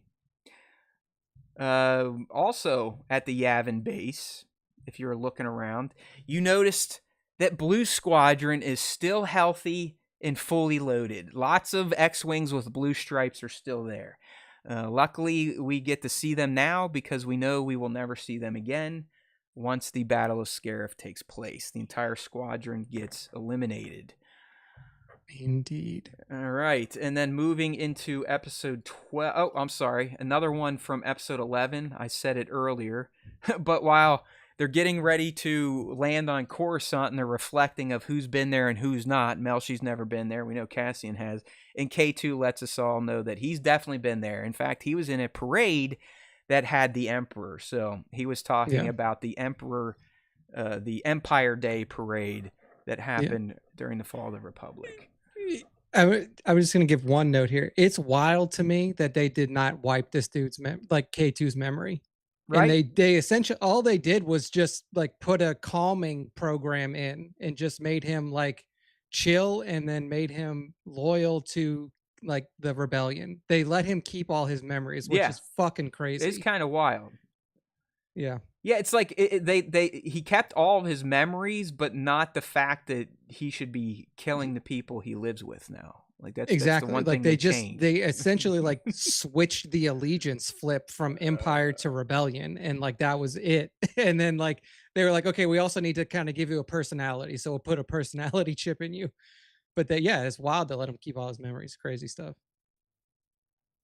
Yeah, hey, Rodrigo, welcome to the stream. We talked about that line earlier. I also thought that was great. The two fake relics in damn, the chat woke up here. Holy hell, Nick. Yeah, Wyatt jumped in here. Nice to see Wyatt in here. If you see any good ones while I'm yapping on a tangent, let me know and I'll come back to them. But we always appreciate all you popping off in the live stream chat. Just lots going on today as we wrap up this breakdown and deep dive review of the Andor Season 2 finale. Okay, so moving into episode 12, it was kind of loaded with Rogue One references. All right, starting with the appearance of Admiral Raddus. So we get to see him kind of calling the shots as Cassian is coming in hot, as they explained. But he gives us another reference when he says, if Merrick was here, he'd shoot him right out of the goddamn sky. And he's talking about General Antok Merrick, who is the leader of Blue Squadron that we know perishes during the Battle of Scarif when he makes it inside the World Shield and starts fighting with the ground troops. Okay, another Rogue One reference here. The crew, the gang, the Rebel Council, they're all in their Rogue One outfits outside of Cassian at this point. So Draven, he's got his general badge on. You had Senator Palmo and Jabel wearing their shit. Bale was wearing his shit. Mon's wearing her shit. Raddus is wearing her shit. You got to remember, this episode, or really this arc, takes place like a day before Rogue One. Yeah, essentially. So, I mean, this is all real time. I mean, Cassian goes to Kafrene, comes back, and we're right into the events of Rogue One. So it was nice to see everyone getting ready for their Rogue One outfits. All right, other references in the final episode. And here you go, Bango. So the Partagaz suicide, and the reason it makes this reference list is because he himself was listening to Nemec's manifesto, which we learned through Partagaz has now become the mantra of the galaxy. And you could tell that it affects him. He even says, like, what do you think this means? And I don't really think the manifesto and Partagaz realizing that the manifesto has come true. They are in the midst of a galactic rebellion now. They pissed away the last 5 years by not focusing on it and just being the arrogant empire worrying about their Death Star. All their worry about that has now allowed the galaxy to rise up and actually form an alliance of rebels. So the reference here is Nemec's manifesto. But I do think Partagaz was just resigned to his fate in this moment. I think he knows the Empire fucked up. He knows the ISB is no longer going to have the power it once had because of how bad it fucked up everything with Luthen and all that shit. So he knows he's a dead man walking. So he listened to this thing one more time, said goodbye to Legret, and then, blows his brains out. Mm-hmm. All right. Nick, correct me if I'm wrong here, but the Bozo Bale, as we'll call this version here, he drops what I think is the first "May the Force be with you" in Andor. I know they say it in Rogue One, but I think it might have been the first time in Andor. Anybody? I think they may have said it in season 1. I can't remember exactly, but for some reason I remember somebody on Ferric saying it in season 1. I could be wrong though. I don't know if it was Marva or if it was somebody else. But I'm sure someone will tell me I'm a big stupid idiot. So I'll just wait for the comments in case we get them. All right, moving right along. We got a few others. Hey, we were just talking about everyone else being in their Rogue One fit. There's Cassian. He's got the jacket, the shirt, the pants. No, he's not wearing his captain jacket yet. He doesn't slap that on until they get back from the Kafrene mission, possibly even the Jyn Erso breakout. Okay, next reference here.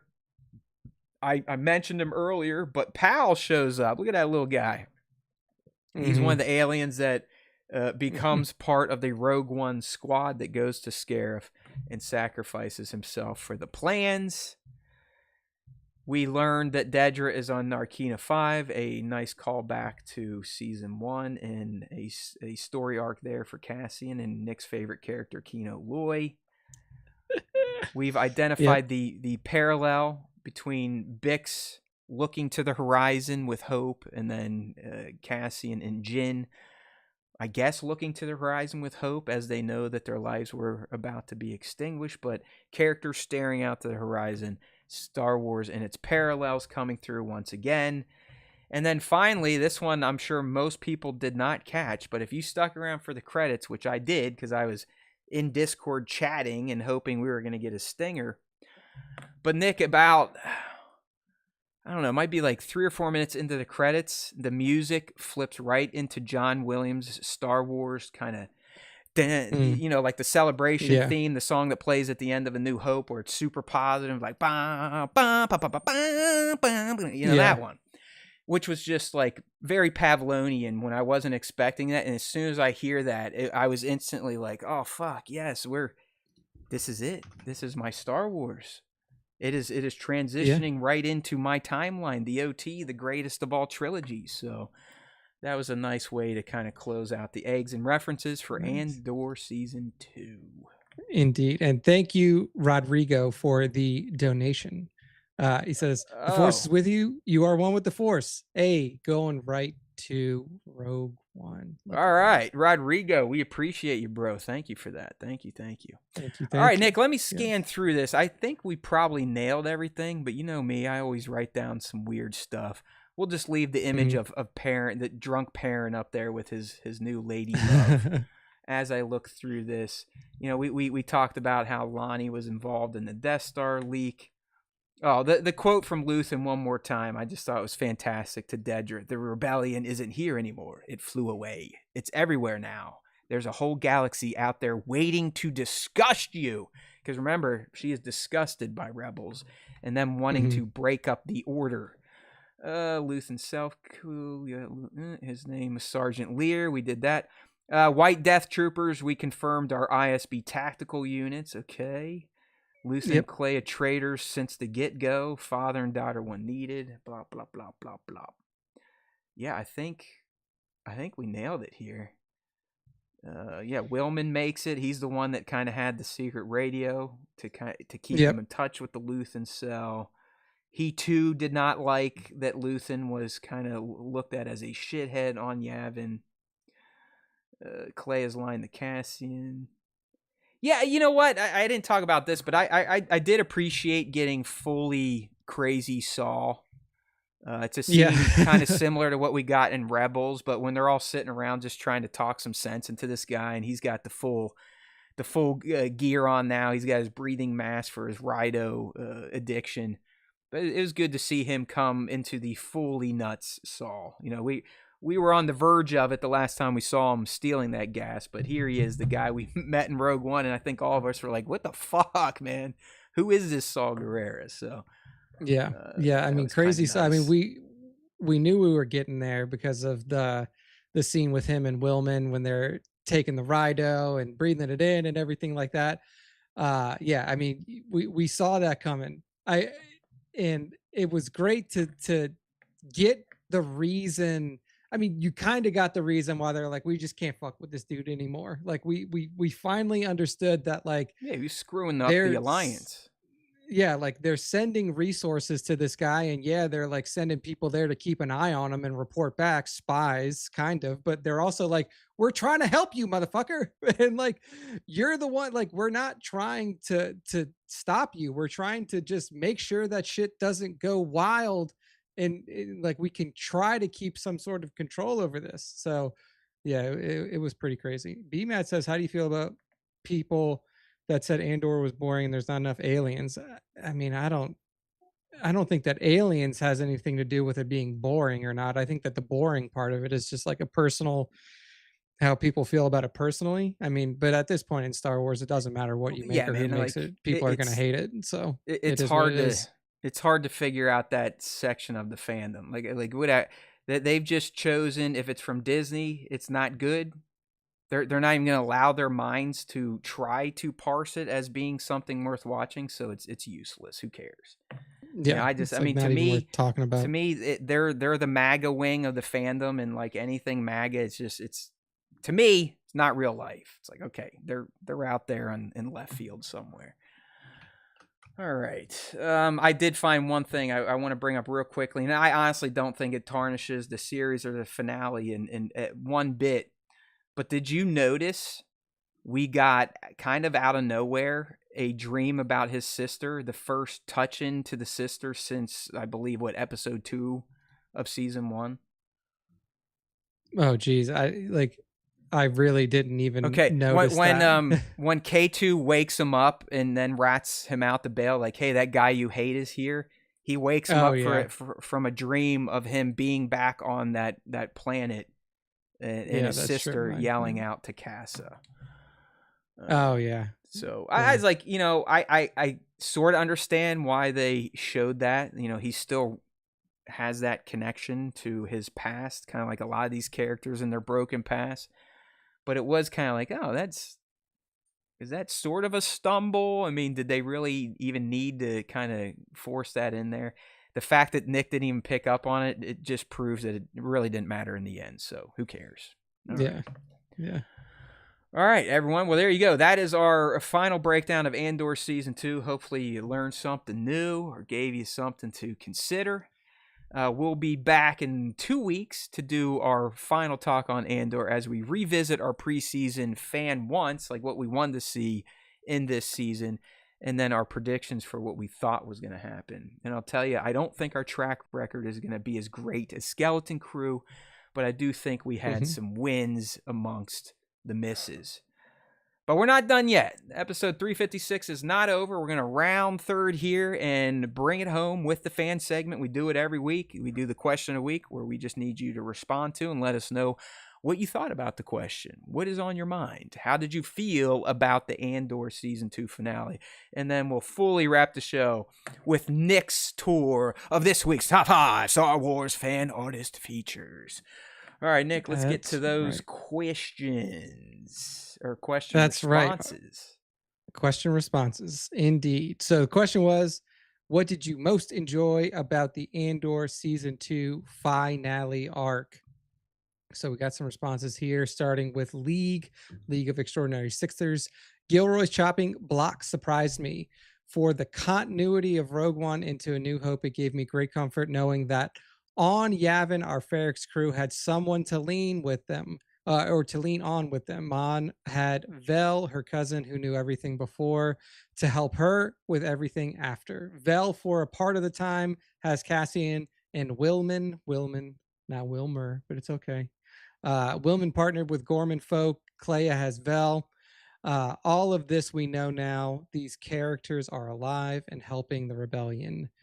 I hope these characters live to see the Empire be crushed. Some of them probably did. Some of them probably didn't. But we'll see. We'll see if they ever make their way back into any Star Wars stuff after that. And then League also says, we can all agree the music in Star Wars is its own character. Indeed, it is. If you think about it, a lot of the people on Yavin probably don't make it because they got to evacuate the base immediately. Yeah. After the Death Star, and then once they get, they're bouncing around the galaxy, getting fucked up.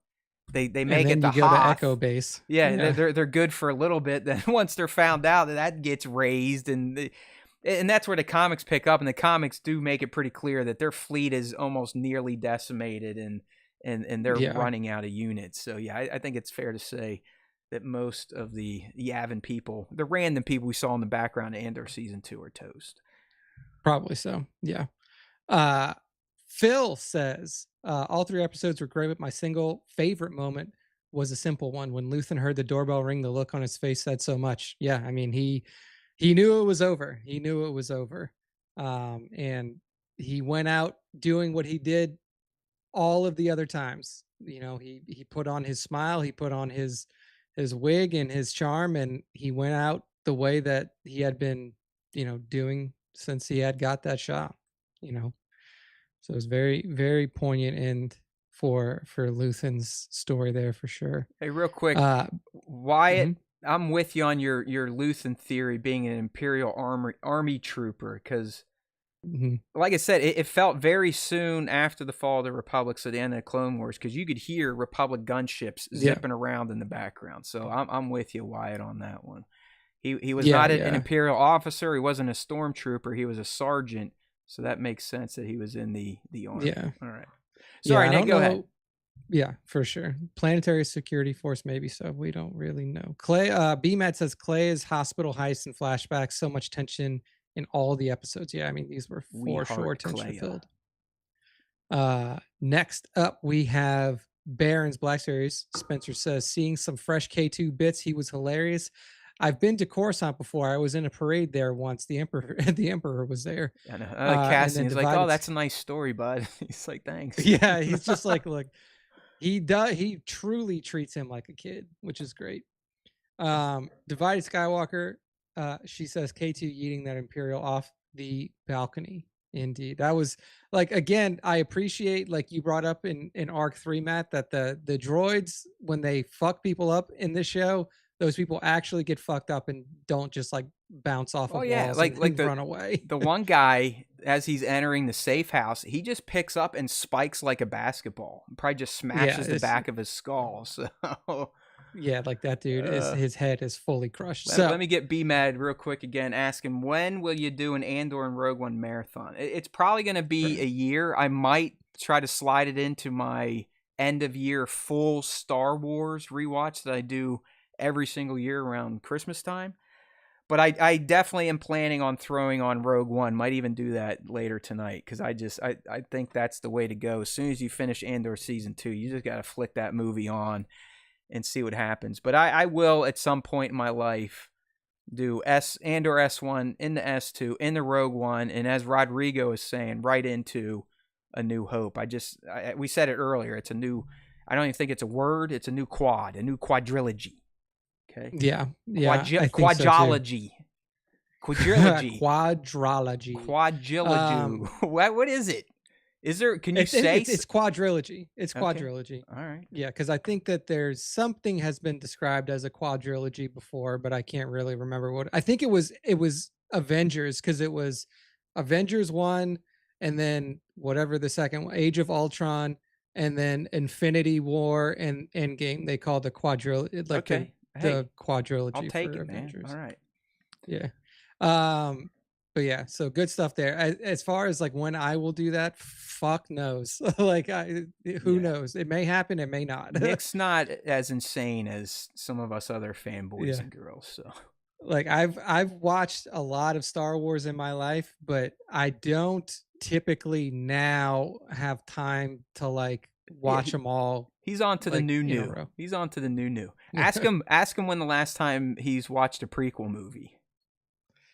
Are we at a decade at this point? Decade? No, it hasn't been that long. It's probably been 3 or 4 years since I watched a sequel trilogy. You know how Disney Plus just has like those live channels now. You know they'll just play shit on them 24/7. Last night it was on Attack of the Clones, so I popped it on real quick. I was like, oh, there we go. Yeah.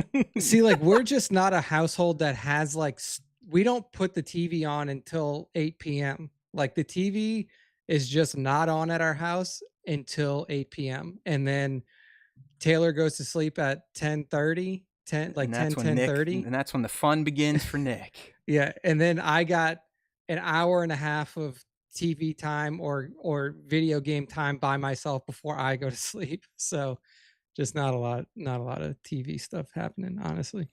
Anyway, we're a little bit over here. We know.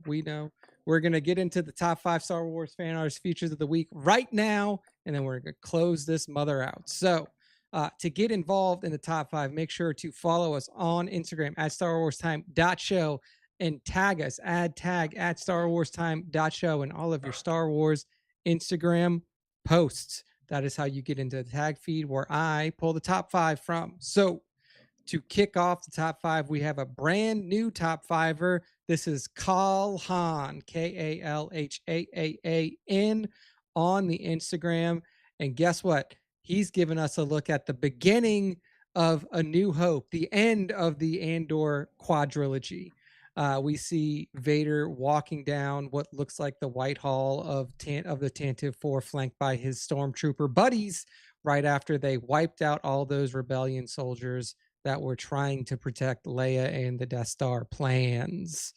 So yeah, I mean, I think he's on the Death Star, at least according to where Calhan tagged it. But either way, it doesn't matter. I mean, it's Darth Vader, flanked by some ding dongs, making him look extra rad. We love you, Vader, and speak your name, Calhan on Instagram. Yeah, he tagged Death Star. It looks like Tantive 4, and he quoted when he was on Bespin, "We would be honored if you joined us." So this motherfucker's all over the place. Yeah, it works. But good shot here, Kalhan. Look who returned to tagging, Nick. Indeed, yes. Right? I haven't seen visual approach tagging. I think since we lost our main account almost 2 years ago. He found us. They found us again. Visual approach tagging and giving us an awesome shot here of the Buckethead stormtroopers walking in step with their AT-ATs in front of them. I mean, this shot's just fucking awesome. I mean, the diode setup, the scale. I love the scale that he achieved on the AT-AT itself, like showing how big that thing is. And the shot itself is just clean as hell. Yeah, I mean, dude, look, he built like that mountain is something he built. Like everything here outside of the backdrop, which it looks like just a massive printout of sky, Sean built. And he's doing all sorts of forced perspective. It looks like he's got, the 1/16 scale. He's got 1/12 scale. That must be a model of an AT-AT. It's a work of art. I mean, look at that thing. So yeah, Fantastic it's good stuff good to see him from pop up again. I mean, honestly, I don't know what's happened with you and I with the big toy photographers, but we were pretty much a forgotten entity. So it was nice to be recognized again by an OG. yeah. We still got some of them out there. We still got 97. We still got Sir Dork. Now we got visual approach back under the belt.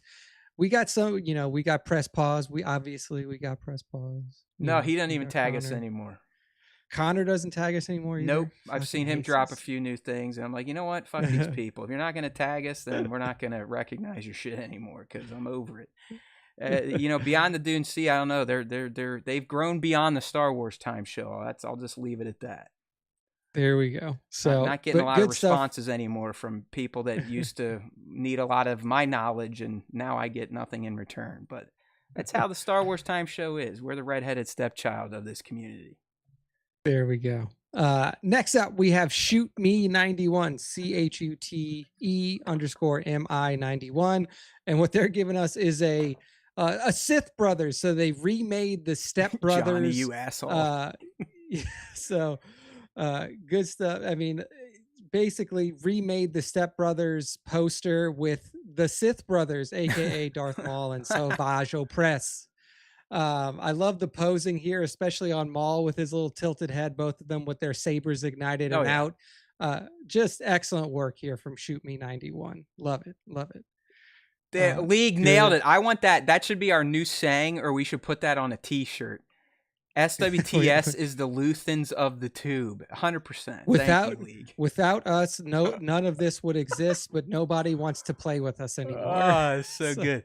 No, man, this Savage figure, I'm not going to lie. If I stumbled on this dude in the wild, even though I don't really collect 116 anymore, I would grab him because he looks great. Savage has always seen it around a lot.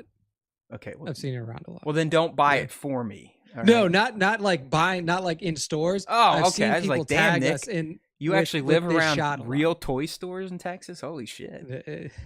No. Yeah, no, he looks cool. He looks cool. Yeah. Seen a lot of good stuff from it. So good stuff there from Shoot Me 91, CHUTE_MI 91. Next up, we have Corellian Smuggler 2266. And this is showing some clone boys on the battlefield going through a rough time. You see one of them down and the other one sitting there, just essentially seeing him out of this world in his lap. Excellent shot, excellent atmospheric smoke in the background. Bokeh.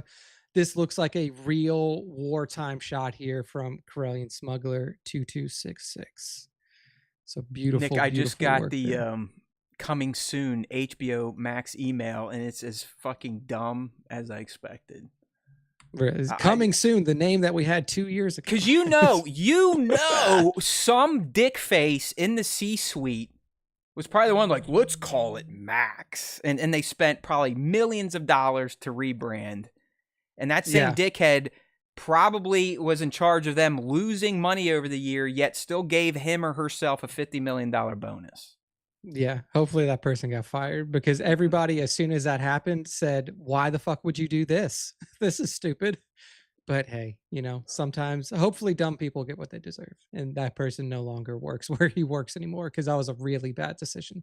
Hey, Erwin Curtis, sorry, you're probably in the wrong Star Wars live stream then. We do market not for kids, so yeah, you're going to hear some adult words in the way real people speak on this show. Sorry. That's why we are the Star Wars podcast for a more uncivilized age. Exactly. Erwin, we need one of those disclaimers like the McAfee show puts up before they go on. Like, hey, we're a bunch of idiots. We're going to say stupid stuff.